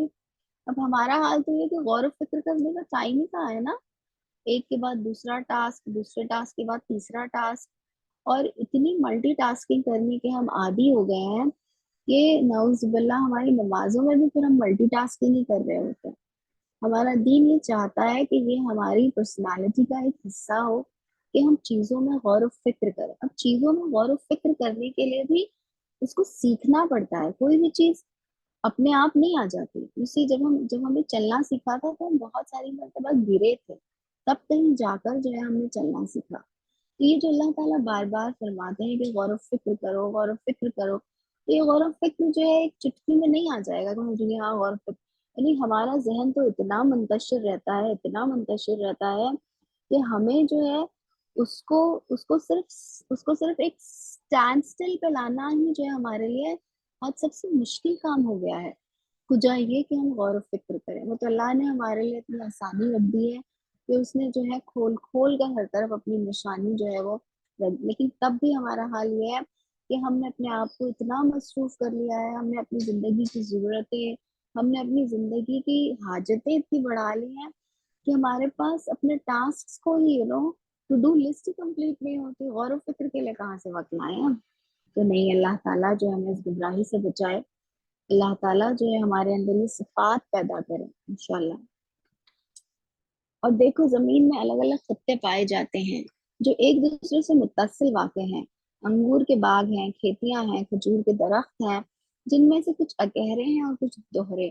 سب کو ایک ہی پانی سیراب کرتا ہے, مگر مزے میں ہم کسی کو بہتر بنا دیتے ہیں اور کسی کو کمتر. ایک ہی پانی سے سب سیراب ہو رہے ہیں, لیکن کوئی اتنا لذیذ ہوتا ہے اور کوئی جو ہے ایسا ہوتا ہے کہ اس کو ہاتھ بھی نہیں لگایا جا سکتا. سب اللہ تعالیٰ فرما رہے ہیں کہ ان فی ذالک لآیات لقوم یعقلون, کہ عقل سے کام لینے والوں کے لیے جو ہے اس میں بڑی نشانیاں ہیں. تو یہ کسی بات کی غمازی کر رہی ہیں کہ یہ کیسے ممکن ہے کہ وہ اللہ رب العالمین اس نے یہ ساری دنیا بنائی اور ہر کام اتنی تدبیر اور حکمت کے ساتھ اور اتنی باریکی کے ساتھ کیا گیا. اور پھر یہ کہ اللہ تعالیٰ کی بار رحمت جو ہے وہ برستی ہے سبھی کے لیے, لیکن کوئی جو ہے اسے جذب کرتا ہے اور جو ہے اتنا ٹیسٹی فروٹ کی طرح جو ہے افادیت دیتا ہے, اور کچھ صرف کڑوا اور کسیلا ہی جو ہے بنا رہتا ہے. اللہ تعالیٰ ہمیں وہ کڑوا کسیلا نہ بنائے. اللہ تعالیٰ ہمیں ویسا بنائے کہ جو مزے بھی دیتا ہے اور جو بہت بہتر بھی ہے.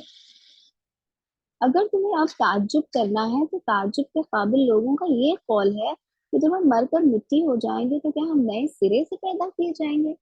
یہ وہ لوگ ہیں جنہوں نے اپنے رب سے کفر کیا ہے. یہ وہ لوگ ہیں جن کی گردنوں میں توق پڑے ہوئے ہیں. یہ توق کیا ہے, ان کے گلے میں کچھ چین لگی ہوئی ہے؟ نہیں, یہ توق ہے وہ کہ جس کی وجہ سے جو ہے وہ زمین اور آسمان کی نشانیوں میں غور و فکر نہیں کرتے, عقل سے کام نہیں لیتے. دیکھا جائے تو ہمارے بھی گلوں میں بہت سارے توق ہیں, اور یہ سارے سیلف امپوز توق ہے نا. ہماری ذہنوں سیلف امپوز توق میں ہماری سب سے پہلے ہماری لا علمی ہے, ہماری جہالت ہے کہ ہمارے پاس ساری دنیا کا علم حاصل کرنے کے لیے وقت ہے, ڈگریاں لینے کا ٹائم ہے, اللہ کے دین کو سمجھنے اور حاصل کرنے کا وقت نہیں ہے.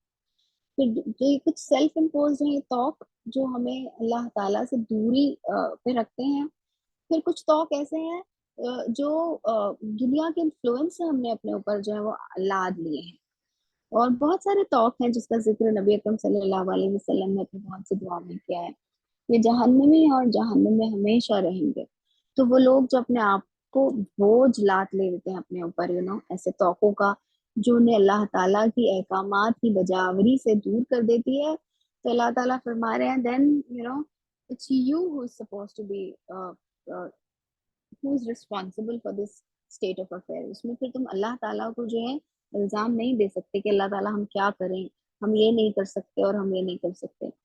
یہ لوگ بھلائی سے پہلے برائی کے لیے جلدی مچا رہے ہیں، یعنی عذاب کا مطالبہ کر کے، حالانکہ ان سے پہلے جو لوگ اس روش پر چلے ہیں ان پر خدا کے عذاب کی عبرتناک مثالیں گزر چکی ہیں۔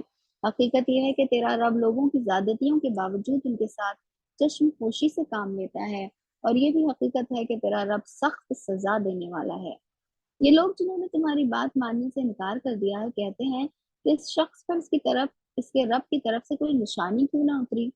تم تو محض خبردار کر دینے والے ہو اور ہر قوم کے لیے ایک رہنما۔ یعنی اللہ تعالیٰ نے اتنی شارٹ اینڈ سویٹ آرگیومنٹ میں اس کا جواب دے دیا کہ بھائی میرا کام ہے تم کو انفارم کر دینا، اب نشانی اور معجزے لانا یہ سب میرے ہاتھ میں نہیں، اللہ کے ہاتھ میں ہے۔ اللہ ایک ایک حاملہ کے پیٹ سے واقف ہے، جو کچھ ان سے بنتا ہے اسے بھی وہ جانتا ہے، اور جو کچھ اس میں کمی یا بیشی ہوتی ہے اس سے بھی وہ باخبر رہتا ہے۔ ہر چیز کے لیے اس کے یہاں ایک مقدار مقرر ہے۔ اب ہو سکتا ہے بعض اوقات جو حق پہ ہوتے ہیں انہیں بھی تھوڑی بے چینی ہونے لگتی ہے کہ بس ابھی کے ابھی ہو جائے، اگر لوگ حق پر ہیں، جب صحیح صحیح ہیں تو پھر کیوں نہیں اللہ کا فیصلہ آ جاتا، کیوں نہیں اللہ تعالیٰ لوگ اتنے پریشان ہیں انہیں پریشانی سے نکال دیتا؟ نہیں، اس دنیا میں اللہ تعالیٰ نے ہر چیز کو ایک وقت کے ساتھ مقرر کیا ہے، قدر کے ساتھ رکھا ہے، اور جب تک کہ وہ اپنا وہ وقت پورا نہیں کرتی وہ چیز جو ہے اسی طرح، یعنی اللہ کی ہی ہے، اللہ ہی نے اس طرح سے اس کارخانے قدرت کو بنایا ہے۔ ہر چیز اس کے لیے ایک مقدار مقرر ہے، وہ پوشیدہ اور ظاہر ہر چیز کا عالم ہے، وہ بزرگ ہے اور ہر حال میں بالا تر رہنے والا ہے۔ تم میں سے کوئی شخص زور سے بات کرے یا آہستہ، اور کوئی رات کی تاریکی میں چھپا ہوا ہو یا دن کی روشنی میں چل رہا ہو، اس کے لیے سب یکساں ہیں، یعنی اس کا علم ہر چیز کو محیط ہے۔ ہر شخص کے آگے اور پیچھے اس کے مقرر کیے ہوئے نگران لگے ہوئے ہیں جو اللہ کے حکم سے اس کی دیکھ بھال کر رہے ہیں۔ حقیقت یہ ہے کہ اللہ کسی قوم کے حال کو نہیں بدلتا جب تک وہ خود اپنے اوصاف کو نہیں بدل دیتی، یعنی اگر کوئی برے حال میں اور چاہے گا کہ میں اچھا ہو جاؤں تو بس میں مانگتی رہوں اللہ میرے حال کو اچھا کر دیجیے، میرے حال، تو ایسا نہیں ہوگا جب تک کہ میں خود اپنے اندر تبدیلی نہ لاؤں۔ اور اسی طرح جب اللہ کسی قوم کی شامت لانے کا فیصلہ کر لے تو پھر وہ کسی کے چالے نہیں چل سکتی، نہ اللہ کے مقابلے میں ایسی قوم کا کوئی حامی و مددگار ہو سکتا ہے۔ اللہ رحم وہی ہے جو تمہارے سامنے بجلیاں چمکاتا ہے، جنہیں دیکھ کر تمہیں اندیشے بھی لاحق ہوتے ہیں اور امیدیں بھی بنتی ہیں۔ بجلی جو ہے وہ بارش کی بھی نیوز لاتی ہے یا عذاب کا تازیانہ بھی لے کر آتی ہے، جنہیں دیکھ کر اور امیدیں وہی ہے جو پانی سے لدے ہوئے بادل اٹھاتا ہے۔ اب یہ دوسری اگزامپل، بادل بھی جو ہے وہ رحمت کی گھٹا بن کر برستے ہیں یا کبھی طوفان بن جاتے ہیں۔ بادلوں کی گرج اس کی ہم کے ساتھ اس کی پاکی بیان کرتی ہے، اور فرشتے اس کی ہیبت سے لرزتے ہوئے اس کی تسبیح کرتے ہیں، اور وہ کڑکتی ہوئی بجلیوں کو بھیجتا ہے اور بسا اوقات انہیں جس پر چاہتا ہے عین اس حالت میں گرا دیتا ہے جبکہ لوگ اللہ کے بارے میں جھگڑ رہے ہوتے ہیں۔ فی الواقع اس کی چال بڑی زبردست ہے۔ تو غرض یہ کہ وہ میں نے نا ان ساری چیزوں کو جن کو تم بہت بڑا سمجھتے ہو، ملائکہ یا یہ نیچرل فینومینا، بہت سارے لوگ سورج کو ہی دیوتا بنا لیتے ہیں، اور ونڈ کو ہی دیوتا بنا لیتے ہیں، رائٹ، بجلی ہی کو دیوتا بنا لیتے ہیں۔ تو اللہ تعالیٰ فرما رہے ہیں ان کی پرستش نہ کرو، یہ تو خود اللہ کے آگے جو ہے جھکے ہوئے ہیں، اس کو پکارنا برحق ہے، یعنی اللہ ہی کو پکارنا برحق ہے۔ برحق کا کیا مطلب ہے؟ یعنی جو نتیجہ خیز ہوتی ہے، جو چیز نافع ہوتی ہے، نفع دینے والی، اور جس کی وجہ سے خیر اور برکت جو ہے وہ شامل حال ہو جاتی ہے۔ رہی وہ دوسری ہستیاں جنہیں اس کو چھوڑ کر یہ لوگ پکارتے ہیں، وہ ان کی دعاؤں کا کوئی جواب نہیں دے سکتی۔ انہیں پکارنا تو ایسا ہے جیسے کوئی شخص پانی کی طرف ہاتھ پھیلا کر اسے درخواست کرے کہ تو میرے منہ تک پہنچ جا، حالانکہ پانی اس تک پہنچنے والا نہیں۔ بس اس طرح کافروں کی دعائیں بھی کچھ نہیں ہیں مگر ایک تیر بے ہدف۔ وہ تو اللہ ہی ہے جس کو زمین و آسمان کی ہر چیز طوعاً و کرہن سجدہ کر رہی ہے، اور سب چیزوں کے سائے صبح و شام اس کے آگے جھکتے ہیں۔ یعنی انسان اگر اپنے سائے کو ہی دیکھ لے تو کس طرح سے وہ ہمیشہ اللہ کے آگے ہی جھکا ہوتا ہے، اس میں ہی نشانی ہے۔ ان سے پوچھو آسمان و زمین کا رب کون ہے؟ یہ آیت سجدہ تھی، ہاں، تو ہم سب انشاءاللہ تعالیٰ بعد میں سجدہ کر لیں۔ کہو اللہ، پھر ان سے کہو کہ جب حقیقت یہ ہے تو کیا تم نے اسے چھوڑ کر ایسے معبودوں کو اپنا کارساز ٹھہرا لیا جو خود اپنے لیے بھی کسی نفع و نقصان کا اختیار نہیں رکھتے؟ پھر جب تم خود جانتے ہو کہ بنانے والا اللہ ہے تو پھر کیسے تم یہ گمراہی اختیار کر کہو کہ اندھا اور آنکھوں والا برابر ہوا کرتا ہے؟ کیا روشنی اور تاریکیاں یکساں ہوتی ہیں؟ اور اگر ایسا نہیں تو کیا ان کے ٹھہرائے ہوئے شریکوں نے بھی اللہ کی طرح کچھ پیدا کیا ہے کہ اس کی وجہ سے ان پر تخلیق کا معاملہ مشتبہ ہو گیا؟ کہو ہر چیز کا خالق صرف اللہ ہے اور وہ یکتا ہے، سب پر غالب۔ وہ اللہ تعالیٰ تیری صفات جو ہیں اس کا یقین ہمارے دلوں میں بیٹھ جائے، کیونکہ جتنا جتنا ہم اللہ کی صفات کو سمجھنے والے اور اس پہ یقین کرنے والے بنیں گے، اتنا اتنا جو ہے ہمارے لیے اللہ تعالیٰ کی فرما برداری کو اختیار کرنا جو ہے سہل ہو جائے گا۔ اللہ نے آسمان سے پانی برسایا اور ہر ندی نالا اپنے ظرف کے مطابق اسے لے کر چل نکلا۔ اب یہ اتنی زبردست دو مثال اللہ تعالیٰ نے دی ہے اس پورے فنومنا کو بتانے کے لیے کہ دنیا میں جو ہے جو بے نفع چیز ہوتی ہے نا، جس سے کوئی فائدہ نہیں ہوتا، وہ کچرا ہی ہوتی ہے۔ کچرے کو آپ سامان کے اپنے گھر میں رکھتے ہیں کیا؟ نہیں رکھتے نا۔ اگر رکھیں گے تو پھر ایسا پورا کباڑ ہو جائے گا۔ اللہ تعالیٰ ہمیں بتا رہے ہیں کہ آسمان سے اللہ نے پانی برسایا اور ہر ندی نالا اپنے ضرف کے مطابق اسے لے کر چل نکلا۔ اب جب سیلاب اٹھا، سیلاب سیلاب یعنی کوئی پریشانی آ گئی، کوئی آزمائش آ گئی، اور اب ہم سب ایسی وقتوں سے گزرتے ہی رہتے ہیں۔ کسی کی کوئی آزمائش ہوتی ہے، کسی کی کچھ آزمائش ہوتی ہے، کوئی بیماری سے آزمایا جاتا ہے، کوئی رزق تنگی سے آزمایا جاتا ہے، کوئی ریلیشن شپ میں آزمایا جاتا ہے، کوئی اولاد میں آزمایا جاتا ہے، کوئی رشتہ داروں سے آزمایا جاتا ہے۔ تو الگ الگ آزمائشیں ہیں۔ تو جب یہ سیلاب اٹھا تو سطح پر جھاگ بھی آ گئے۔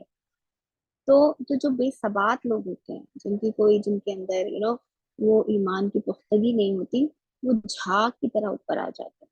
سیلاب جو ہے وہ پوری ان کی گندگی اندر کی اوپر لے آتا ہے، اور پھر جو جھاگ ہوتا ہے وہ رہتا ہے کیا؟ جھاگ تو پھر بہہ جایا کرتا ہے، جھاگ تو پھر بہہ جا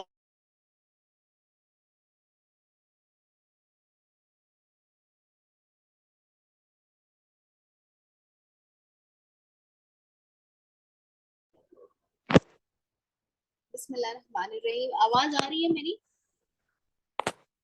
جی آپا۔ سوری میرا کچھ کنیکشن پرابلم ہو گیا۔ اعوذ باللہ من الشیطان الرجیم۔ اور ایسا ہی جھاگ ان دھاتوں پر بھی اٹھتے ہیں جنہیں زیور اور برتن وغیرہ بنانے کے لیے لوگ پگھلایا کرتے ہیں۔ اس مثال سے اللہ حق اور باطل کے معاملے کو واضح کرتا ہے۔ جو جھاگ ہے وہ اڑ جایا کرتا ہے، اور جو چیز انسانوں کے لیے نافع ہے وہ زمین میں ٹھہر جاتی ہے۔ اس طرح اللہ مثالوں سے اپنی بات سمجھاتا ہے۔ تو غرض یہ کہ مجھے اپنے آپ کو ٹٹولنا ہے کہ میں کتنی نفع بخش ہوں، کہ کیا میرے اندر واقعی کوئی منفعت ہے بحیثیت ایک فرد کے، اور پھر بحیثیت ایک قوم کے، کہ ہمارے اندر ہم کیا نفع بخشی اپنے اندر رکھتے ہیں، کیا منفعت ہے ہمارے اندر کہ جس کی وجہ سے ہمیں اللہ تعالیٰ جو ہے وہ اس دنیا میں باقی رکھے گا۔ جن لوگوں نے اپنے رب کی دعوت قبول کر لی ان کے لیے بھلائی ہے، اور جنہوں نے اسے قبول نہ کیا وہ اگر زمین کی ساری دولت کے بھی مالک ہوں اور اتنی اور فراہم کر لیں تو وہ خدا کی پکڑ سے بچنے کے لیے اس سب کو فدیے میں دے ڈالنے پر تیار ہو جائیں گے۔ کہ وہ لوگ ہیں جن سے بری طرح حساب لیا جائے گا، ان کا ٹھکانہ جہنم ہے، بہت ہی برا ٹھکانہ۔ اللہ تعالیٰ ہمیں اس جہنم سے محفوظ و مامون رکھے۔ بھلا یہ کس طرح ممکن ہے کہ وہ شخص جو تمہارے رب کی اس کتاب کو جو اس نے تم پر نازل کی ہے حق جانتا ہے، اور وہ شخص جو اس حقیقت کی طرف سے اندھا ہے، دونوں یکساں ہو جائیں؟ نصیحت تو دانشمند لوگ ہی قبول کیا کرتے ہیں، اور ان کا طرز عمل یہ ہوتا ہے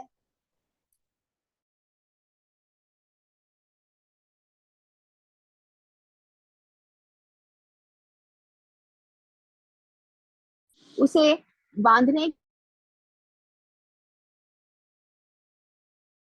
اسے مضبوط باندھنے کے بعد توڑ نہیں ڈالتے۔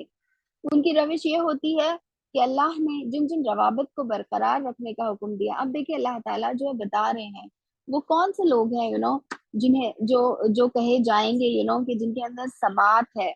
تو اللہ تعالیٰ فرما رہے ہیں کہ یہ وہ لوگ ہیں ان کی جن کی کیا روش ہوتی ہے کہ وہ سب سے پہلے اللہ تعالیٰ کے ساتھ اپنے پرومس کو پورا کرتے ہیں، اسے مضبوط باندھنے کے بعد نہیں توڑ ڈالتے. یہ وہ پرومس ہے جو ہم نے اللہ رب العالمین سے کیا تھا کہ اللہ ہی ہمارا رب ہے، اللہ ہی ہمارا رب ہے.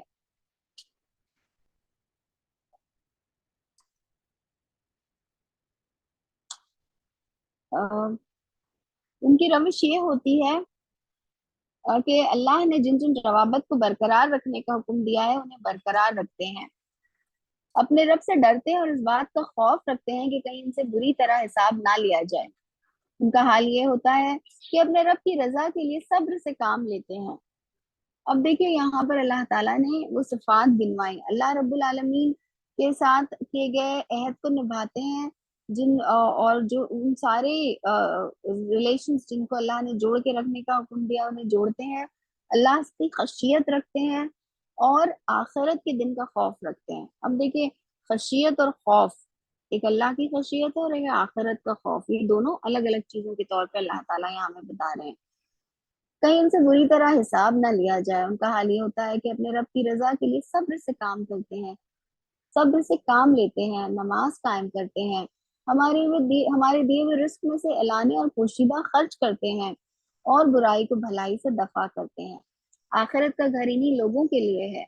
تو دیکھیے اللہ تعالیٰ جب بھی ہم سے کوئی ایک ایسے کوئی ایک فلسفہ یا کوئی ایک حقیقت دنیا کی زندگی کی بتاتا ہے نا، اور پھر ہمیں ایسا لگتا ہے کہ وہ کاش ہم کو یہ حاصل ہو جائے، تو اللہ تعالیٰ اس کا طریقہ بھی ہمیں بتا دیتا ہے کہ اچھا تم یہ چاہتے ہو، تم ایسا کرنا چاہتے ہو، تو دیکھو یہ ہے اس کا راستہ. یعنی ایسے باغ جن کی ابدی قیامگاہ ہوں گے، وہ خود بھی ان میں داخل ہوں گے، اور ان کے آبا و اجداد اور ان کی بیوی اور ان کی اولاد میں سے جو صالح ہیں وہ بھی ان کے ساتھ وہاں جائیں گے.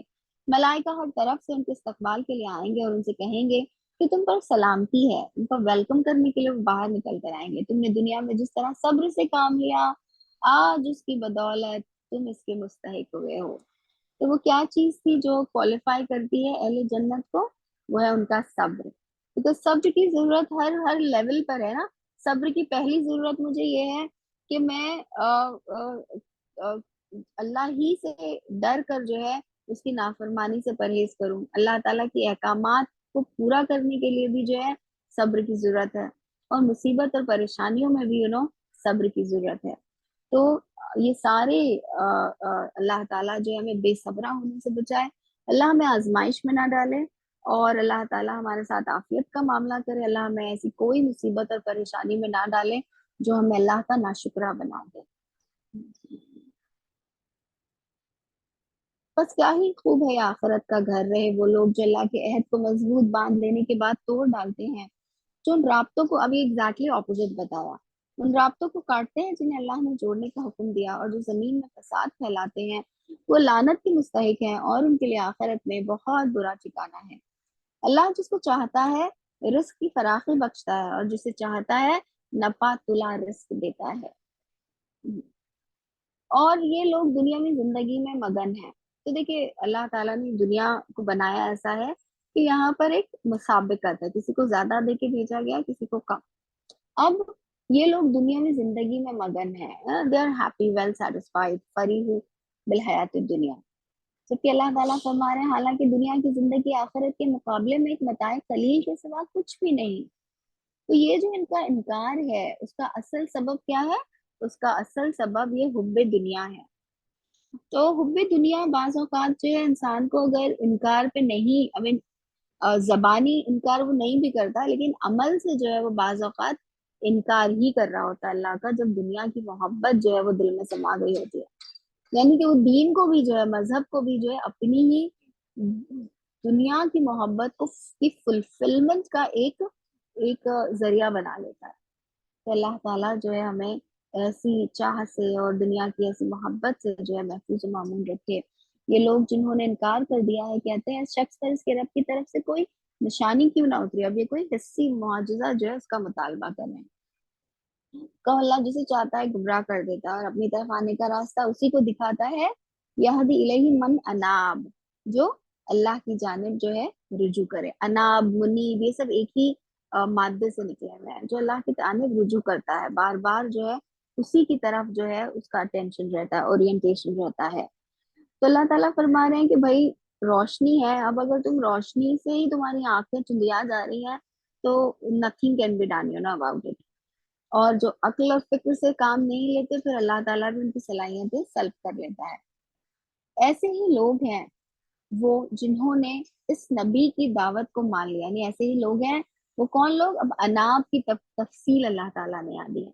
میں اور آپ اگر اللہ تعالیٰ کی اناب بننا چاہتے ہیں کہ ہم بار بار اس کی جانب جو ہے وہ رجوع کرنے والے، اور ہر حال میں جو ہے ہمارا پورا کے پورا جو ہے جیسے کہیں گے کہ اٹینشن اور توجہ جو ہے وہ صرف اللہ رب العالمین کی جانب ہو، تو اللہ تعالیٰ فرما رہے ہیں یہ وہ لوگ ہیں جو ایمان لائیں. وَتَطْمَئِنُّ قُلُوبُهُمْ بِذِكْرِ اللَّهِ، اور ان کے دلوں کو جو ہے اللہ کی یاد سے ہی جو ہے وہ اطمینان ملتا ہے. اب اللہ کی یاد جو ہے وہ دلوں کو اطمینان دیتی ہے. ہمیں یعنی دل کو کیا اطمینان دیتی ہے؟ ہم ریلیکسیشن کے لیے کیا کرتے ہیں؟ میوزک سنتے ہیں ریلیکسیشن کے لیے، نعوذ باللہ. کیا اختیار کرتے ہیں؟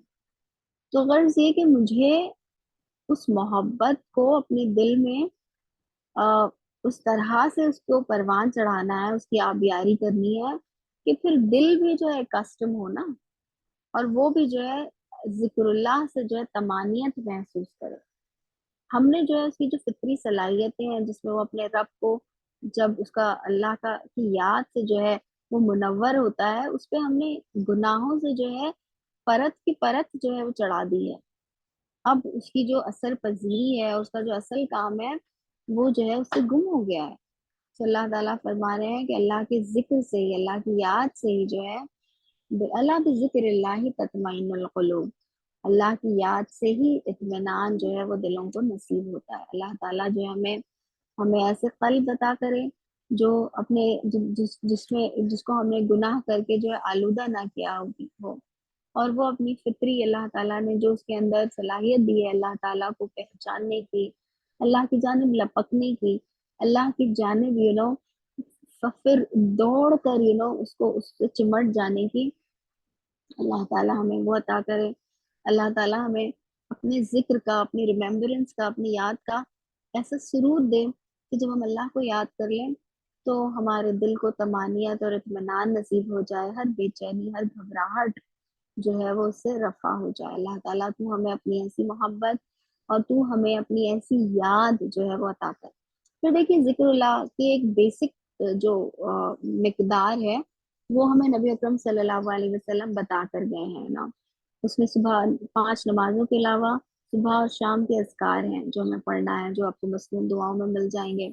اس کے علاوہ کچھ تسبیحات ہیں جس کا ورد جو ہے وہ ہوتے رہنا چاہیے. اس میں استغفار ہے، اس میں اور بھی اللہ تعالیٰ کی حمد اور اس کی تسبیح اور اس کی تحلیل جو ہے شامل ہیں. یہ سارے اور یہ سب بہت ہی ویل نون تسبیحات ہیں. خبردار رہو، اللہ کی یاد ہی وہ چیز ہے جس سے دلوں کو اطمینان نصیب ہوا کرتا ہے. پھر جن لوگوں نے دعوت حق کو مانا اور نیک عمل کیے وہ خوش نصیب ہے. اب دیکھیں اللہ تعالیٰ تو فرما رہا ہے ایک صفت کے طور پہ کہ انہیں اطمینان اللہ ہی کے ذکر سے ملتا ہے. پھر بعد میں ایک اور ورڈ آف ایک تاکید فرمائی، اللہ بذکر اللہ تطمئن القلوب. دل تو اللہ کی یاد سے ہی جو ہے وہ روشن ہو سکتا تھا. اب اگر تم اس میں کچرا ڈالو گے، تم اس میں گندگی ڈالو گے تو وہ نہیں زندہ رہ سکے گا، وہ نہیں فنکشنالٹی اپنی قائم کر پائے گا. تم اگر چاہتے ہو کہ واقعی تمہارے دل کو اطمینان نصیب ہو تو اس کو اپنے اللہ کی یاد سے اس کو جو ہے آباد کرو، اس کو منور کرو. پھر جن لوگوں نے دعوت حق کو مانا اور نیک عمل کیے وہ خوش نصیب ہے اور ان کے لیے اچھا انجام ہے. اسی شان سے ہم نے تم کو رسول بنا کر بھیجا ایک ایسی قوم میں جس سے پہلے بہت سی قومیں گزر چکی ہیں، تاکہ تم ان لوگوں کو پیغام سناؤ جو ہم نے تم پر نازل کیا ہے، اس حال میں کہ یہ اپنے نہایت مہربان خدا کے کافر بنے ہوئے ہیں. ان سے کہو کہ وہی میرا رب ہے، اس کے سوا کوئی معبود نہیں ہے، اسی پر میں نے بھروسہ کیا اور وہی میرا ملجا و ماوا ہے. اور کیا ہو جاتا اگر کوئی ایسا قرآن اتار دیا جاتا جس کے زور سے پہاڑ چلنے لگتے یا زمین شک ہو جاتی یا مردے قبروں سے نکل کر بولنے لگتے. بلکہ سارا اختیار اللہ ہی کے ہاتھ میں ہے. پھر کیا اہل ایمان مایوس نہیں ہو گئے کہ اگر اللہ چاہتا تو سارے انسانوں کو ہدایت دے دیتا؟ یعنی اگر آپ یہی چاہتے ہیں کہ سب کو ہدایت مل جائے تو ایسا نہیں ہوگا۔ جن لوگوں نے خدا کے ساتھ کسی کا رویہ اختیار کر رکھا ہے، ان پر ان کے کرتوتوں کی وجہ سے کوئی نہ کوئی آفت آتی ہی رہتی ہے، یا ان کے گھر کے قریب کہیں نازل ہوتی ہے۔ یہ سلسلہ چلتا رہے گا یہاں تک کہ اللہ کا وعدہ آن پورا ہو۔ یقیناً اللہ اپنے وعدے کی خلاف ورزی نہیں کرتا۔ یعنی تم نشانی مانگ رہے ہو، ایمپل نشانی اللہ نازل کرتا رہتا ہے۔ اب تمہیں جو ہے اپنے دلوں کو بند کر کے بیٹھ گئے ہو، تو کوئی نشانی سے تمہیں کیا عبرت ملے گی؟ تم سے پہلے بھی بہت سے رسولوں کا مذاق اڑایا جا چکا ہے، مگر میں نے ہمیشہ منکرین کو ڈھیل دی اور آخرکار ان کو پکڑ لیا۔ پھر دیکھ لو کہ میری سزا کیسی سخت تھی۔ پھر کیا وہ جو ایک ایک متنفس کی کمائی پر نظر رکھتا ہے، لوگوں نے اس کے کچھ شریک ٹھہرا رکھے ہیں؟ ان سے کہو ذرا ان کے نام لو کہ وہ کون ہے۔ یعنی یہ صرف جو ہے تمہارے گڑے ہوئے نام ہے، ان کی کوئی حقیقت نہیں ہے کہ واقعی کوئی ایسے دیوی دیوتا اور اس قسم کا کوئی پار دنیا میں موجود ہے۔ کیا تم اللہ کو ایک نئی بات کی خبر دے رہے ہو جسے وہ اپنی زمین میں نہیں جانتا؟ یا تم لوگ بس یوں ہی جو منہ میں آتا ہے کہہ ڈالتے ہو؟ حقیقت یہ ہے کہ جن لوگوں نے دعوت حق و مان لینے سے انکار کیا ہے، ان کے لیے ان کی مکاریاں خوشنما بنا دی گئی ہیں اور وہ راہ راست سے روک دیے گئے ہیں۔ پھر جس کو اللہ گمراہی میں پھینک دے، اسے کوئی راہ دکھانے والا نہیں۔ تو یہ مکاریاں جو ہیں خوشنما بن جاتی ہیں۔ ہمیں لگتا ہے کہ ہم تو بڑے انٹیلیجنٹ ہیں، ہم تو جو ہے بہت اچھا پریٹینڈ کر سکتے ہیں، کسی کو پتہ نہیں چلے گا اور ہماری مکاریاں جو ہیں کھلیں گی نہیں، لیکن اللہ تعالیٰ جو ہے وہ ہر چیز کو نوٹ کر رہا ہے۔ اور وہ اور یہ جو ہے مرض کا ایک بہت ہی برا سٹیج ہے، کہ مرض اتنا گہرا ہو گیا ہے کہ میں مکاری بھی کر رہی ہوں اور میں اس پہ خوش بھی ہوں، کہ یہ جو ہے وہ مجھے اچھی خوشائند لگ رہی ہے۔ ایسے لوگوں کے لیے دنیا کی زندگی ہی میں عذاب ہے، اور آخرت کا عذاب اس سے بھی زیادہ سخت ہے۔ کوئی ایسا نہیں جو انہیں خدا سے بچانے والا ہو۔ خدا طرف انسانوں کے لیے جس جنت کا وعدہ کیا گیا ہے، اس کی شان یہ ہے کہ اس کے نیچے نہریں بہ رہی ہوں، اس کے پھل دائمی ہیں اور اس کا سایہ لازوال۔ یہ انجام ہے متقی لوگوں کا، اور منکرین حق کا انجام یہ ہے کہ ان کے لیے دوزخ کی آگ ہے۔ جن لوگوں کو ہم نے پہلے کتاب دی تھی اور وہ اس کتاب سے جو ہم نے تم پر نازل کی ہے خوش ہیں، تو یہ وہ صالحین ہیں اہل کتاب میں کے، کہ جو انتظار کر رہے تھے آخری نبی کا، اور جب قرآن نازل ہوا تو جو ہے وہ بہت خوش ہو گئے اسے دیکھ کر۔ اور مختلف گروہوں میں کچھ لوگ ایسے بھی ہیں جو اس کی بعض باتوں کو نہیں مانتے۔ تم صاف کہہ دو کہ مجھے تو صرف اللہ کی بندگی کا حکم دیا گیا ہے، یعنی توحید میں کوئی مفاہمت جو ہے وہ نہیں ہے، اور اس سے منع کیا گیا ہے کہ اس کے ساتھ کسی کو شریک ٹھہراؤں، لہٰذا میں اسی کی طرف دعوت دیتا ہوں اور اسی کی طرف میرا رجوع ہے۔ اسی ہدایت کے ساتھ ہم نے یہ فرمان عربی تم پر نازل کیا ہے۔ اب دیکھیے خاص طور پر بنی اسماعیل کو جو یہ کہا گیا ہے بار بار قرآن میں، اور اسے ایک حجت کے طور پر لایا گیا ہے کہ جب تمہاری زبان میں اللہ کا کلام آ گیا تو پھر جو ہے تمہاری مسئولیت بڑھ گئی۔ اب اگر تم نے اس علم کے باوجود جو تمہارے پاس آ چکا ہے لوگوں کی خواہشات کی پیروی کی، تو اللہ کے مقابلے میں نہ کوئی تمہارا حامی مددگار ہے، نہ کوئی اس کی پکڑ سے تم کو بچا سکتا ہے۔ تو دیکھیے علم آ جانے کے بعد کس چیز کا خطرہ ہے ہمیں سب سے زیادہ؟ ہمیں خطرہ ہے تحریفات کا، ہمیں ہے بدعات کا، کہ ہم علم اللہ نے آلریڈی نازل کر دیا، ہم وہ نہیں معلوم کریں کہ کیا صحیح طریقہ ہے، کیا نبی اکرم صلی اللہ علیہ وسلم کا بتایا ہوا طریقہ ہے، بلکہ اپنے من سے جو ہے چیزیں بنائیں اپنی خواہشات کو کے مطابق۔ تم سے پہلے بھی ہم بہت سے رسول بھیج چکے ہیں اور ان کو ہم نے بیوی بچوں والا ہی بنایا تھا، اور کسی رسول کی بھی یہ طاقت نہ تھی کہ اللہ کے اذن کے بغیر کوئی نشانی خود لا دکھاتا۔ ہر دور کے لیے کتاب ہے، اللہ جو کچھ چاہتا ہے مٹا دیتا ہے، اور جس چیز کو چاہتا ہے قائم رکھتا ہے۔ ام الکتاب اسی کے پاس ہے۔ جس برے انجام کی دھمکی ہم ان لوگوں کو دے رہے ہیں، اس کا کوئی حصہ خواہ ہم تمہارے جیتے جی دکھا دیں یا اس کے ظہور میں آنے سے پہلے ہم تمہیں اٹھا لیں، بہرحال تمہارا کام صرف پہنچا دینا ہے اور حساب لینا ہمارا کام ہے۔ دیکھیے یہ بار بار بار جو ہے ہمیں ہمیں بتائی گئی ہے کہ آپ ہم سے اللہ تعالیٰ صرف یہ پوچھے گا کہ ہم نے میسج دیا یا نہیں۔ سامنے والے کو لازمن کنونس کر دینا کہ وہ مسلمان ہو ہی جائے، یہ اللہ تعالیٰ نے مجھ پر ڈیوٹی بھی نہیں رکھی۔ کیا لوگ دیکھتے نہیں ہیں کہ ہم اس سرزمین پر چلے آ رہے ہیں اور اس کا دائرہ ہر طرف سے تنگ کرتے چلے آتے ہیں۔ اللہ حکومت کر رہا ہے، کوئی اس کے فیصلوں پر نظر ثانی کرنے والا نہیں، اور اسے حساب لیتے کچھ دیر نہیں لگتی۔ ان سے پہلے جو لوگ ہو گزرے ہیں وہ بھی بڑی بڑی چالیں چل چکے ہیں، مگر اصل فیصلہ کن چال تو پوری کی پوری اللہ ہی کے ہاتھ میں ہے۔ وہ چاہتا ہے کہ کون کیا کچھ کمائی کر رہا ہے، اور عنقریب ہی منکرین حق دیکھ لیں گے کہ انجام کس کا بخیر ہوتا ہے۔ یہ منکرین کہتے ہیں کہ تم خدا کے بھیجے ہوئے نہیں ہو۔ کہو میرے اور تمہارے درمیان اللہ کی گواہی کافی ہے، اور پھر اس شخص کی گواہی جو کتاب آسمانی کا علم رکھتا ہے۔ نا امیجن اللہ تعالیٰ نے اہل علم کا درجہ ہمارے دین میں کس قدر بڑا بنایا ہے کہ اللہ اور اللہ کے رسول کی گواہی کے بعد اللہ تعالیٰ نے جو ہے ان کی گواہی کا بھی جو ہے ذکر کیا۔ تو اللہ تعالیٰ ہمیں اب اس علم میں سے جو ہے کچھ حصہ عنایت فرمائے، اور ہمیں عمل کرنے والا ایسا علم دے جو جس پر ہم عمل پیرا ہوں۔ ہم آتے ہیں سورۃ الابراہیم۔ سورۃ الرعد کی ایک آیت میں ہم نے پڑھا تھا، جس میں اللہ تعالیٰ فرما رہے تھے اولم یرا اننا ناتی الارض ننقصها من اطرافها، کہ تم دیکھتے ہو کہ ہم زمین کو گھٹاتے چلے آ رہے ہیں۔ تو یہاں پر قریش کو جو ہے اس صورت میں دھمکی دی گئی ہے، مزید دھمکی، اور یہ دھمکی جو ہے ایک دم کھل کر سامنے آ جاتی ہے۔ اللہ تعالیٰ نے مثال بتائی ہے کفر کی، اور اللہ تعالیٰ نے بتائی ہے ایمان کی۔ بسم اللہ الرحمن الرحیم، الف لام را، یہ ایک کتاب ہے جس کو ہم نے تمہاری طرف نازل کیا ہے تاکہ تم لوگوں کو تاریخیوں سے نکال کر روشنی میں لاؤ، اور ان کے رب کی توفیق سے اس خدا کے راستے پر جو زبردست اور اپنی ذات میں آپ محمود ہے۔ تو غرض یہ کہ اس کتاب کو اللہ تعالیٰ نے نازل اس لیے کیا تھا کہ وہ ہمیں ظلمات سے نکال کر نور کی طرف لے آئے۔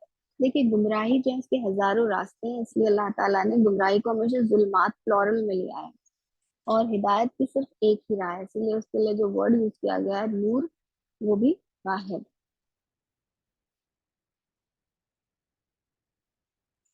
اور زمین اور آسمانوں کی ساری موجودات کا مالک ہے، اور سخت تباکن سزا ہے قبول حق سے انکار کرنے والوں کے لیے جو دنیا کی زندگی کو آخرت پر ترجیح دیتے ہیں، جو اللہ کے راستے سے لوگوں کو روک رہے ہیں اور چاہتے ہیں کہ یہ راستہ ان کے مطابق، ان کی خواہش کے مطابق ٹیڑھا ہو جائے۔ تو دیکھیے یہ کتنی بیسک بیماریاں ہیں، اور کتنی عام ہے کہ اللہ نے ان کو بار بار گنایا ہے۔ دنیا کی محبت، اور ایسی محبت جو پھر ہمیں لگتا ہے کہ ارے چھوڑو نا، آخرت کا فائدہ ہو کے نہ ہو دنیا کا فائدہ ہو جائے، یعنی آخرت کا فائدہ ہٹا کر ہم دنیا کا فائدہ کمانا چاہتے ہیں، پر دنیا کا فائدہ ہٹا کے آخرت نہیں کمانا چاہتے۔ تو اللہ تعالیٰ ہمیں ایسا نہ بنائے۔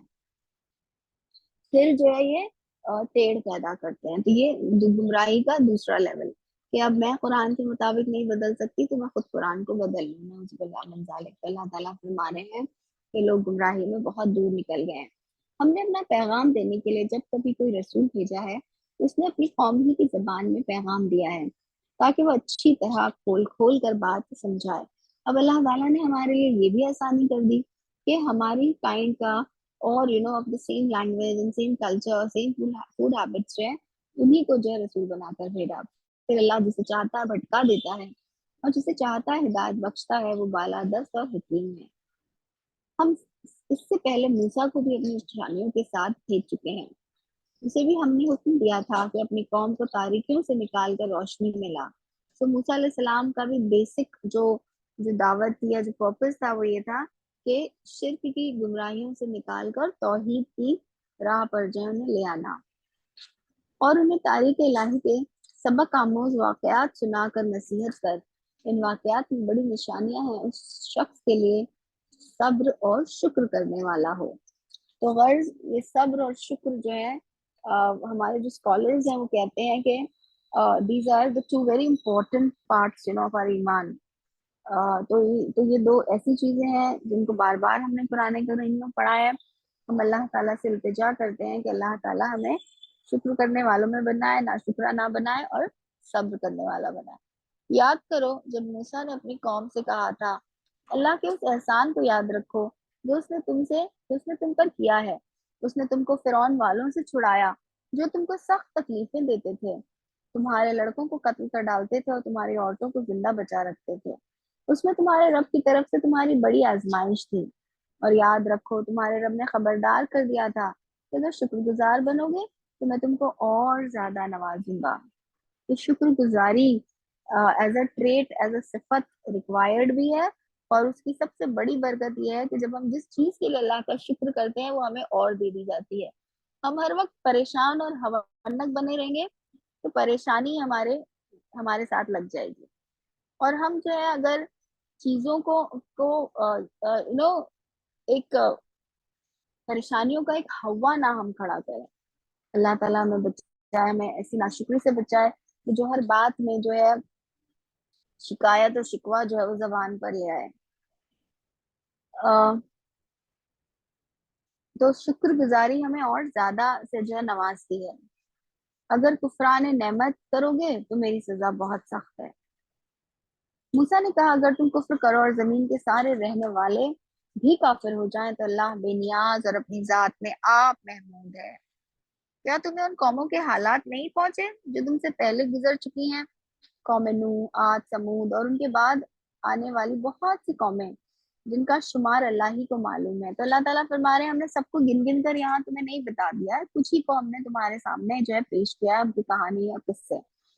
उनके रसूल जब उनके पास साफ साफ बातें और खुली खुली निशानियां लिए हुए आए थे तो उन्होंने अपने मुंह में हाथ दबा लिए। और चंद मुफस्सिरीन ने इसको यूं ट्रांसलेट किया है कि उन्होंने अपने जो नबी है उनके मुंह पर हाथ रख दिया कि मत बोलो, हमको नहीं सुनना है तुम्हारी बात। और कहा कि जिस पैगाम के साथ तुम भेजे गए हम उसको नहीं मानते, और जिस चीज की तुम हमें दावत देते हो उसकी तरफ से हम सख्त हलजान आमेज शक में पड़े हुए हैं। उनके रसूलों ने कहा, क्या खुदा के बारे में शक है जो आसमान और जमीन का खालिक है? वो तुम्हें बुला रहा है ताकि तुम्हारे कसूर माफ करे और तुमको एक मुद्दत मुकर्रर तक मोहलत दे। तो फर्ज ये कि अल्लाह रब्बुल आलमीन हमें उसकी उसकी गफ्फारियत की जानिब बुलाता है ताकि जो है वो हमारे गुनाहों को माफ करे। और फिर इस्तगफार जो है वो उसकी उसकी उसकी बरकत क्या है कि उससे जो है हमारी मुद्दत जो है वो अल्लाह ताला यानी फिर अल्लाह बहुत सारी बलाएं जो है वो उससे खत्म होती है। उन्होंने जवाब दिया, तुम कुछ नहीं हो मगर वैसे ही इंसान जैसे हम हैं। तुम हमें उन हस्तियों की बंदगी से रोकना चाहते हो जिनकी बंदगी बाप दादा से होती चली आ रही है। अच्छा तो लाओ कोई सही सनद। उनके रसूलों ने उनसे कहा, वाकई हम कुछ नहीं है मगर तुम ही जैसे इंसान, लेकिन अल्लाह अपने बंदों में से जिसको चाहता है नवाजता है, और ये हमारे इख्तियार में नहीं है कि तुम्हें कोई सनद ला। But yes we are thankful और अल्लाह ने हमको नो इस नेमत से नवाजा, लेकिन ये हमारा अपना यानी हमारे इसमें अपना कोई कमाल नहीं, अल्लाह का दिया हुआ है। सनद तो अल्लाह ही के इज़्न से आ सकती है और अल्लाह ही पर अहले ईमान को भरोसा करना चाहिए। और हम क्यों ना अल्लाह पर भरोसा करें जबकि हमारी जिंदगी की राहों में उसने हमें रहनुमाई की है। जो अजियतें तुम लोग हमें दे रहे हो उन पर हम सब्र करेंगे। तो देखिए ऐसा हौसला इंसान के अंदर पैदा हो कि वो बोले कि तुम कुछ भी कर लो, हम अपने मौकफ से नहीं डटेंगे। तुम क्या कर लोगे, ज्यादा से ज्यादा हमारी दुनिया की जिंदगी खराब कर दोगे ना, लेकिन हम हक को नहीं छोड़ेंगे। और भरोसा करने वालों का भरोसा अल्लाह ही पर होना चाहिए। आखिरकार मुनकरीन ने अपने रसूलों से कह दिया कि या तो तुम्हें हमारी मिल्लत में वापस आना होगा वरना हम तुम्हें अपने मुल्क से निकाल देंगे। तब उनके रब ने उन पर वही भेजी कि हम उन जालिमों को हलाक कर देंगे और उनके बाद तुम्हें जमीन में आबाद करेंगे। ये नाम है उसका जो मेरे हुजूर जवाबदही का खौफ रखता हो और मेरी वईद से डरता हो। तो ये दो क्वालिटीज गिनाई, दो सिफात। पहली क्वालिटी, अल्लाह के सामने जवाबदही का खौफ। अब अल्लाह ताला की जवाबदही का खौफ ये भी जो है ये आखिरत के यकीन से जो है फिर मुजमर है। और मेरी वईद से डरता हो, यानी वो ये ना समझे कि ये जो अजाब दिया जा रहा है ये खाली खुली धमकी है या ये हकीकतन हो नहीं सकती। इसने देखा है मरने के बाद क्या होता है। उन्होंने फैसला चाहा था और हर जब्बार दुश्मन हक ने मुंह की खाई। फिर इसके बाद आगे इसके लिए जहन्नुम है, वहां उसे कच लहू का सा पानी पीने को दिया जाएगा जिसे वो जबरदस्ती हलक से उतारने की कोशिश करेगा और मुश्किल ही से उतार सकेगा। मौत हर तरफ से उस पर छाई रहेगी مگر وہ مرنے نہ پائے گا اور آگے ایک سخت عذاب اس کی جان کا لاگو رہے گا۔ جن لوگوں نے اپنے رب سے کفر کیا ہے ان کے اعمال کی مثال اس راکھ کی سی ہے جسے ایک طوفانی دن کی آندھی نے اڑا دیا ہو۔ تو اگر کہیں پر راکھ کا ڈھیر بھی لگ جائے اور ایسا لگے کہ ارے یہ تو اتنا سارا ہے، یہ تو اتنا کوانٹیٹیز دکھ رہی ہے اس کی، یہ تو پورا ایک ڈھیر ہے، لیکن وہ اتنا کمزور ہے کہ ایک ہوا کا جھونکا ہی جو اسے تتر بتر کر کے رکھ دے گا۔ تو دیکھیے اللہ تعالیٰ ہمیں بار بار بتا رہا ہے اللہ ہمیں بچا کہ ہم ایسے راکھ نہ ہوں، ہم ایسے بے ثبات نہ ہوں اس دنیا میں۔ اللہ تعالیٰ تو ہمیں معاف کر دے ہماری کوتاہیوں کو، ہماری غلطیوں کو۔ اللہ تعالیٰ تو ہمیں وہ غیرت ایمانی دے، تو ہمیں وہ تیرا تجھ پہ یقین کسی کیفیت دے اللہ تعالیٰ جو ہمارے لیے تیری فرما برداری کرنا آسان بنا دے، اور تیری نافرمانی سے بچنا جو ہے وہ ہمارے لیے آسان ہو جائے۔ وہ اپنے کیے کا کچھ بھی پھل نہ پا سکیں گے، اور نہ ہی جو ہے وہ ساری محنت جو وہ کر رہے تھے راکھ کو جمع کرنے میں، ڈھیر کو، کچھ بھی نہیں ملے گا اس میں۔ یہی پرلے درجے کی گمشدگی ہے۔ کیا تم دیکھتے نہیں ہو کہ اللہ نے زمین و آسمان کی تخلیق کو حق پر قائم کیا ہے؟ وہ چاہے تو تم لوگوں کو لے جائے اور ایک نئی خلقت تمہاری جگہ لے آئے۔ ایسا کرنا اس پر کچھ بھی دشوار نہیں ہے۔ اور یہ لوگ جب اکٹھے اللہ کے سامنے بے نقاب ہوں گے تو اس وقت ان میں سے جو دنیا میں کمزور تھے وہ ان لوگوں سے جو بڑے بنے ہوئے تھے کہیں گے دنیا میں ہم تمہارے تابع تھے، اب کیا تم اللہ کے عذاب سے ہم کو بچانے کے لیے بھی کچھ کر سکتے ہو؟ یعنی تم ہمارے لیڈر تھے نا دنیا میں، تو اب یہاں بھی ہماری لیڈری کرو۔ تو جواب دیں گے اگر اللہ نے ہمیں نجات کی کوئی راہ دکھائی ہوتی تو ہم ضرور تمہیں بھی دکھا دیتے۔ اب تو یکساں ہے، خواہ ہم جزا فضا کریں یا صبر، بہرحال ہمارے بچنے کی کوئی صورت نہیں ہے۔ یعنی اللہ کا ایک بار حکم آ گیا تو وہ نہیں چل سکتا، اور جب فیصلہ چکا دیا جائے گا تو شیطان کہے گا۔ اب دیکھیں یہ کتنی ہمارے لیے رونے کا مقام ہے نا، کہ وہ شیطان جسے جنت سے نکالا گیا تھا کیونکہ اس نے آدم کو سجدہ نہیں کیا تھا، وہ کیسے ہمیں گمراہ کر دے گا۔ حقیقت یہ ہے کہ اللہ نے جو وعدے تم سے کیے تھے وہ سب سچے تھے، اور میں نے جتنے وعدے کیے ان میں سے کوئی بھی پورا نہ کیا۔ میرا تم پر کوئی زور تو تھا نہیں، میں نے اس کے سوا کچھ نہیں کیا کہ اپنے راستے کی طرف تمہیں دعوت دی اور تم نے میری دعوت پر لبیک کہا۔ اب مجھے ملامت نہ کرو۔ تو دیکھیے وہ کیا بول رہا ہے کہ بھائی میں کیا کر، میں تم کو تھوڑی نا ہاتھ پکڑ کر تم کو گناہ کروایا، میں تھوڑی نا تم کو بولا کہ نہیں زبردستی تمہارے پر تھوڑی نہ کروایا کہ تم کو میں لازمن میری بات سننی ہوگی۔ اگر ملامت کرنا ہی ہے تو خود کو ملامت کرو، ہمیں نہیں۔ یہاں نہ میں تمہاری فریاد رسی کر سکتا ہوں اور نہ تم میری۔ اب دیکھیں سچ بول دیا، اب سچ بولا اس نے نا، اس سے پہلے جو تم نے مجھے خدائی میں شریک بنا رکھا تھا میں اس سے بری ذمہ ہوں۔ ایسے ظالموں کے لیے تو دردناک سزا یقینی ہے۔ تو دیکھیے کیسا پلٹا کھاتا ہے وہ ہمیں اللہ کے سامنے گواہی دیتا ہے کہ ہاں ایسے لوگوں کو تو دردناک سزا ملنی ہی چاہیے۔ بخلاف اس کے جو لوگ دنیا میں ایمان لائے ہیں اور جنہوں نے نیک عمل کیے ہیں وہ ایسے باغوں میں داخل کیے جائیں گے جن کے نیچے نہریں بہتی ہوں گی، وہاں وہ اپنے رب کے اذن سے ہمیشہ رہیں گے، اور وہاں ان کا استقبال سلامتی کی مبارکباد سے ہوگا۔ کیا تم دیکھتے نہیں ہو کہ اللہ نے کلمہ طیبہ کو کس چیز سے مثال دی ہے؟ اب دیکھیے کلمہ طیبہ کیا ہے؟ لا الہ الا اللہ محمد رسول اللہ۔ اب کلمہ طیب اور بھی کچھ ہو سکتا ہے، بٹ ہائیسٹ چوٹی پہ جو سب سے ہائیسٹ ہے کلمہ طیب کی کیٹیگری میں وہ ہے لا الہ الا اللہ محمد رسول اللہ۔ تو وہ کہہ رہے ہیں کہ اس کی مثال ایسی ہے جیسے ایک اچھی ذات کا درخت جس کی جڑ زمین میں گہری جمی ہوئی ہے اور شاخیں آسمان تک پہنچی ہوئی ہیں۔ تو دیکھیے ہم جانتے ہیں کہ وہ جو ٹال ٹریز ہوتے ہیں اور جن کی جڑیں بھی پوری طرح سے پھیلی ہوتی ہیں وہ most of the time ever green ہوتے ہیں، رائٹ؟ وہ کبھی جو ہے وہ کبھی امن ہمیشہ رہتے ہیں۔ لیکن یہاں پہ جو اللہ مثال اگزامپل دے رہا ہے وہ ہمارے دنیا کے ایور گرین ٹریز سے تھوڑی مختلف ہے۔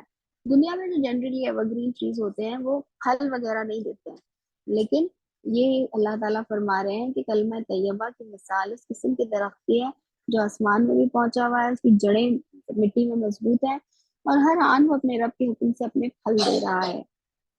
تو جو ایمان ہے لا الہ الا اللہ محمد رسول اللہ پر جو یقین ہے وہ ہمارے اندر جو ہے ایسی کیفیت پیدا کرتا ہے. اب اگر ہمارا ایمان ہمارے اندر یہ کیفیت نہیں پیدا کرا تو اس کا مطلب ہے کہ دیر از سم پرابلم ہمارے جو ہم سوچ رہے ہیں. اور اللہ تعالیٰ اب دیکھیں اس میں اللہ تعالیٰ نے ثبات کا ذکر کیا, اس میں اللہ تعالیٰ نے اونچائی کا ذکر کیا, اور اس میں اللہ تعالیٰ نے پھل کا ذکر کیا کہ جڑیں مضبوط, اونچائی اور پھل دینے والا.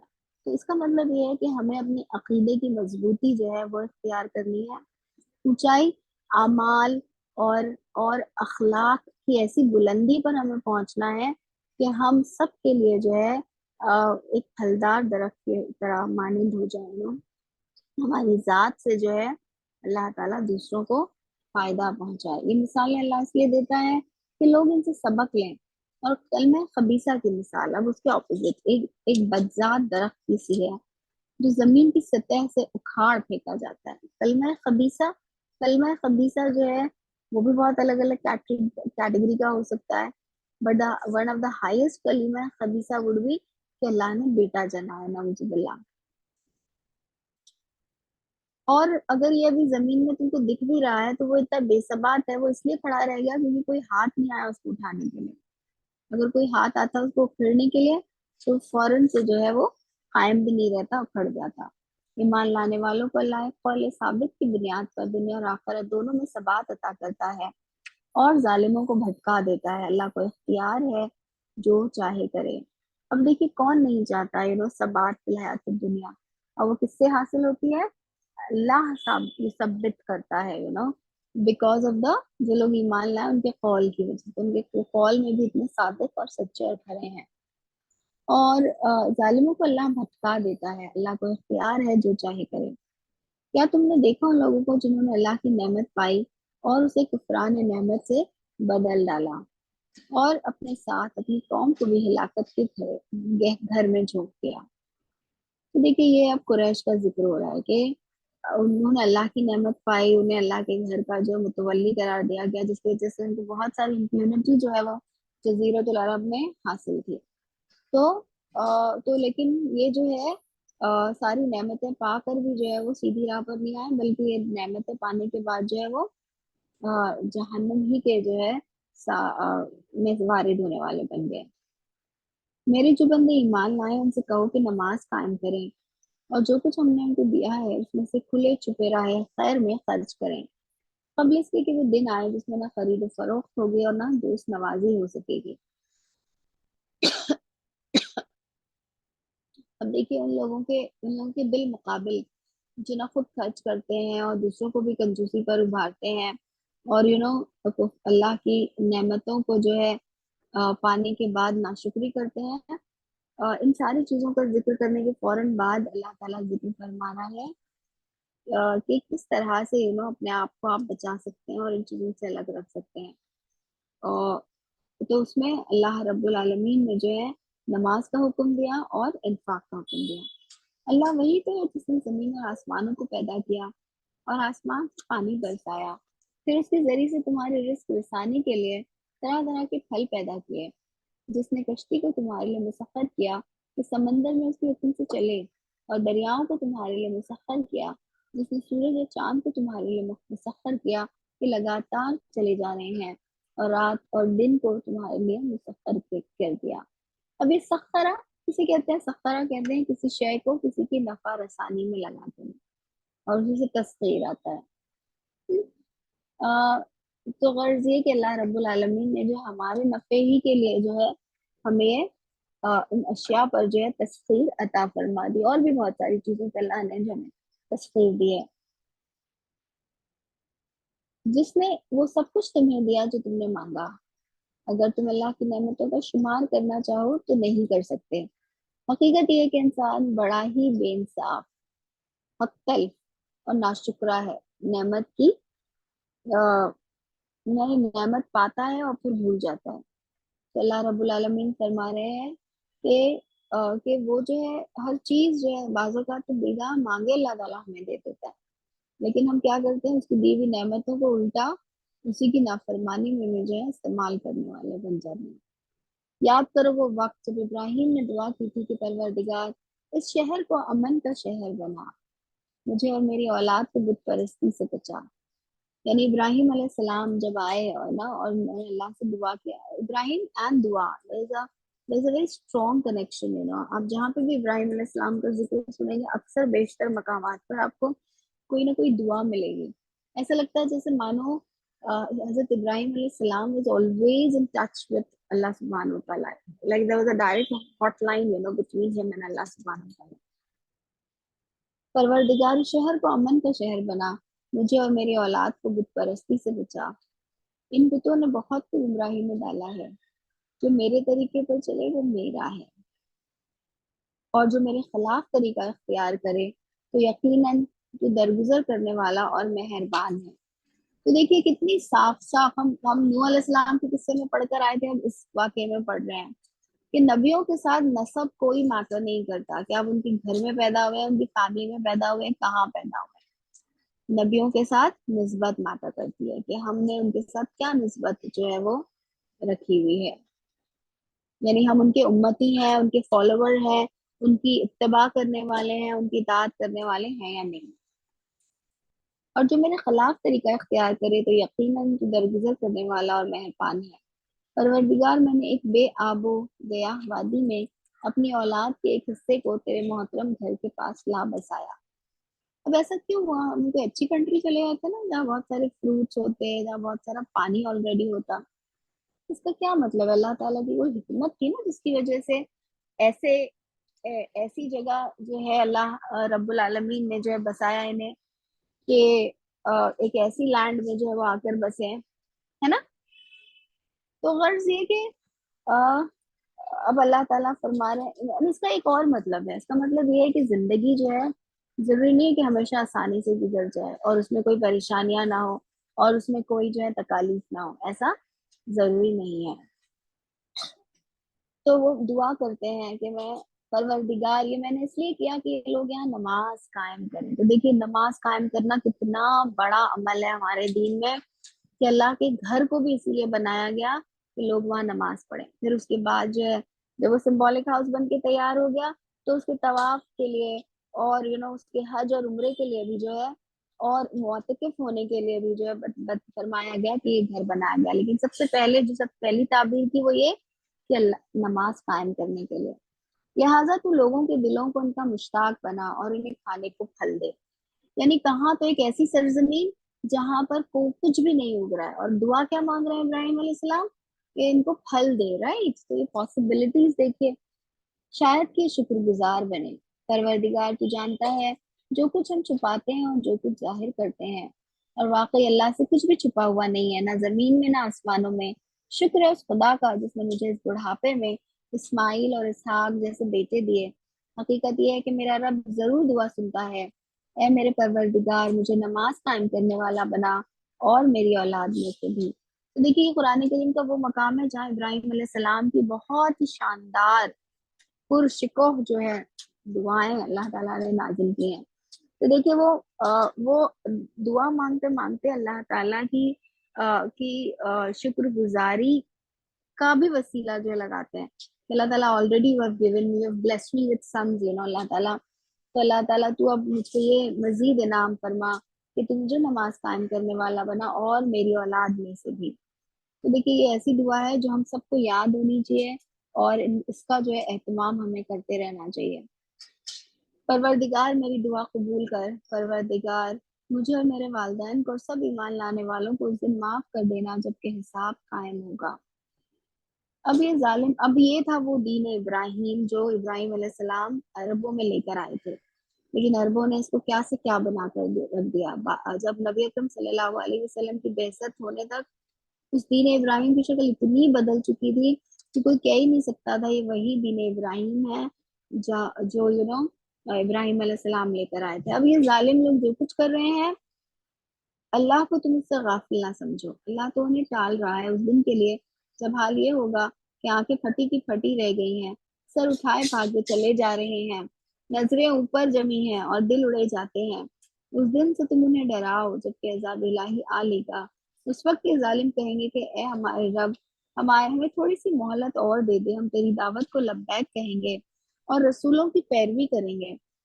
کیا تم وہی لوگ نہیں ہو جس سے پہلے قسمیں کھا کھا کر کہتے تھے کہ ہم پر تو کبھی زوال آنا ہی نہیں ہے؟ یعنی آج وہ ایسے گڑگڑا رہے ہوں گے جن کو ایک وقت اتنا غرہ تھا اپنی طاقت، اپنی امارت کا، حالانکہ تم ان قوموں کی بستیوں میں رہ بس چکے تھے جنہوں نے اپنے اوپر آپ ظلم کیا تھا، اور دیکھ چکے تھے کہ ہم نے ان سے کیا سلوک کیا، اور ان کی مثالیں دے دے کر ہم تمہیں سمجھا بھی چکے تھے۔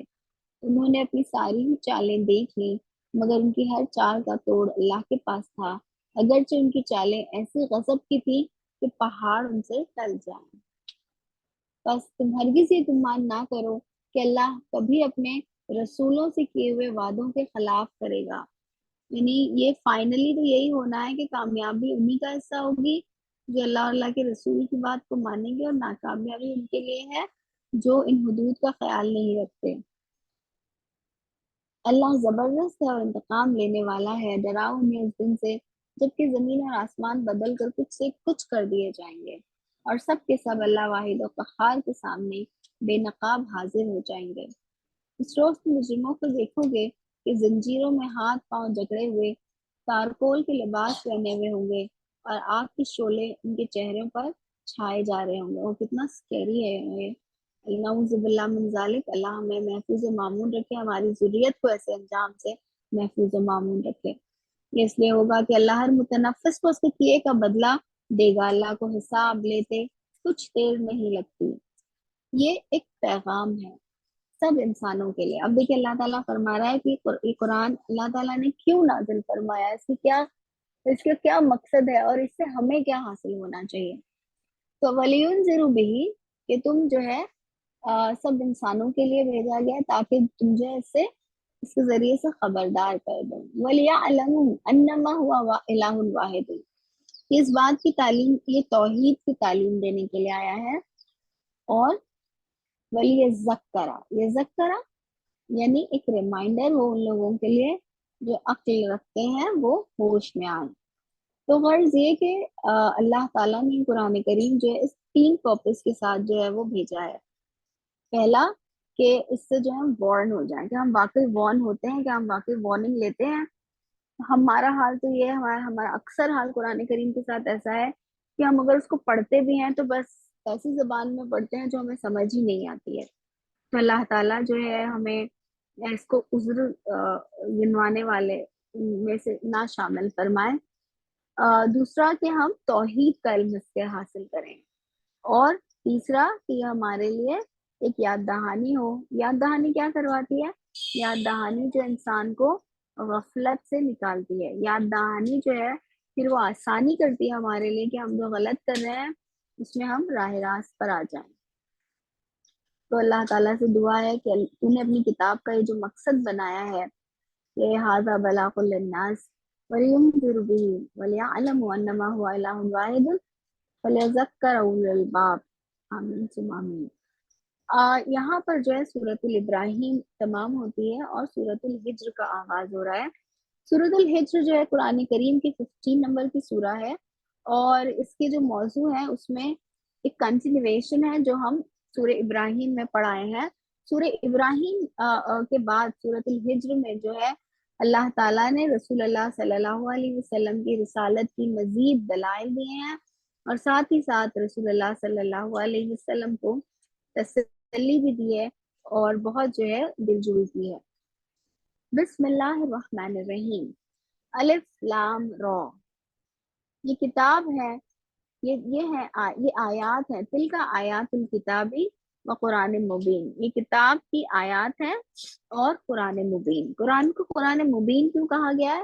مبین وہ چیز ہوتی ہے جو بالکل واضح ہو، جس میں کوئی ایمبیگوٹی نہ ہو، جس میں کوئی ڈاؤٹ نہ ہو، بالکل کلیئر اور واضح۔ تو اللہ تعالیٰ فرما رہے ہیں کہ یہ کتاب ہے، تل کا آیات الکتاب، اس کی کتاب ہے that we already know it's Allah's book۔ اور ایک یہ اس کی ایک اور کیا نام اللہ تعالیٰ نے سجیسٹ کیا؟ قرآن مبین۔ تو اللہ تعالیٰ ہمیں واقعی اس کو اپنی زندگیوں کا مبین بننے والا بنائے۔ اللہ تعالیٰ ہمیں گمراہیوں سے بچائے۔ اللہ تعالیٰ ہمیں اپنی توحید کی حفاظت کرنے والا بنائے۔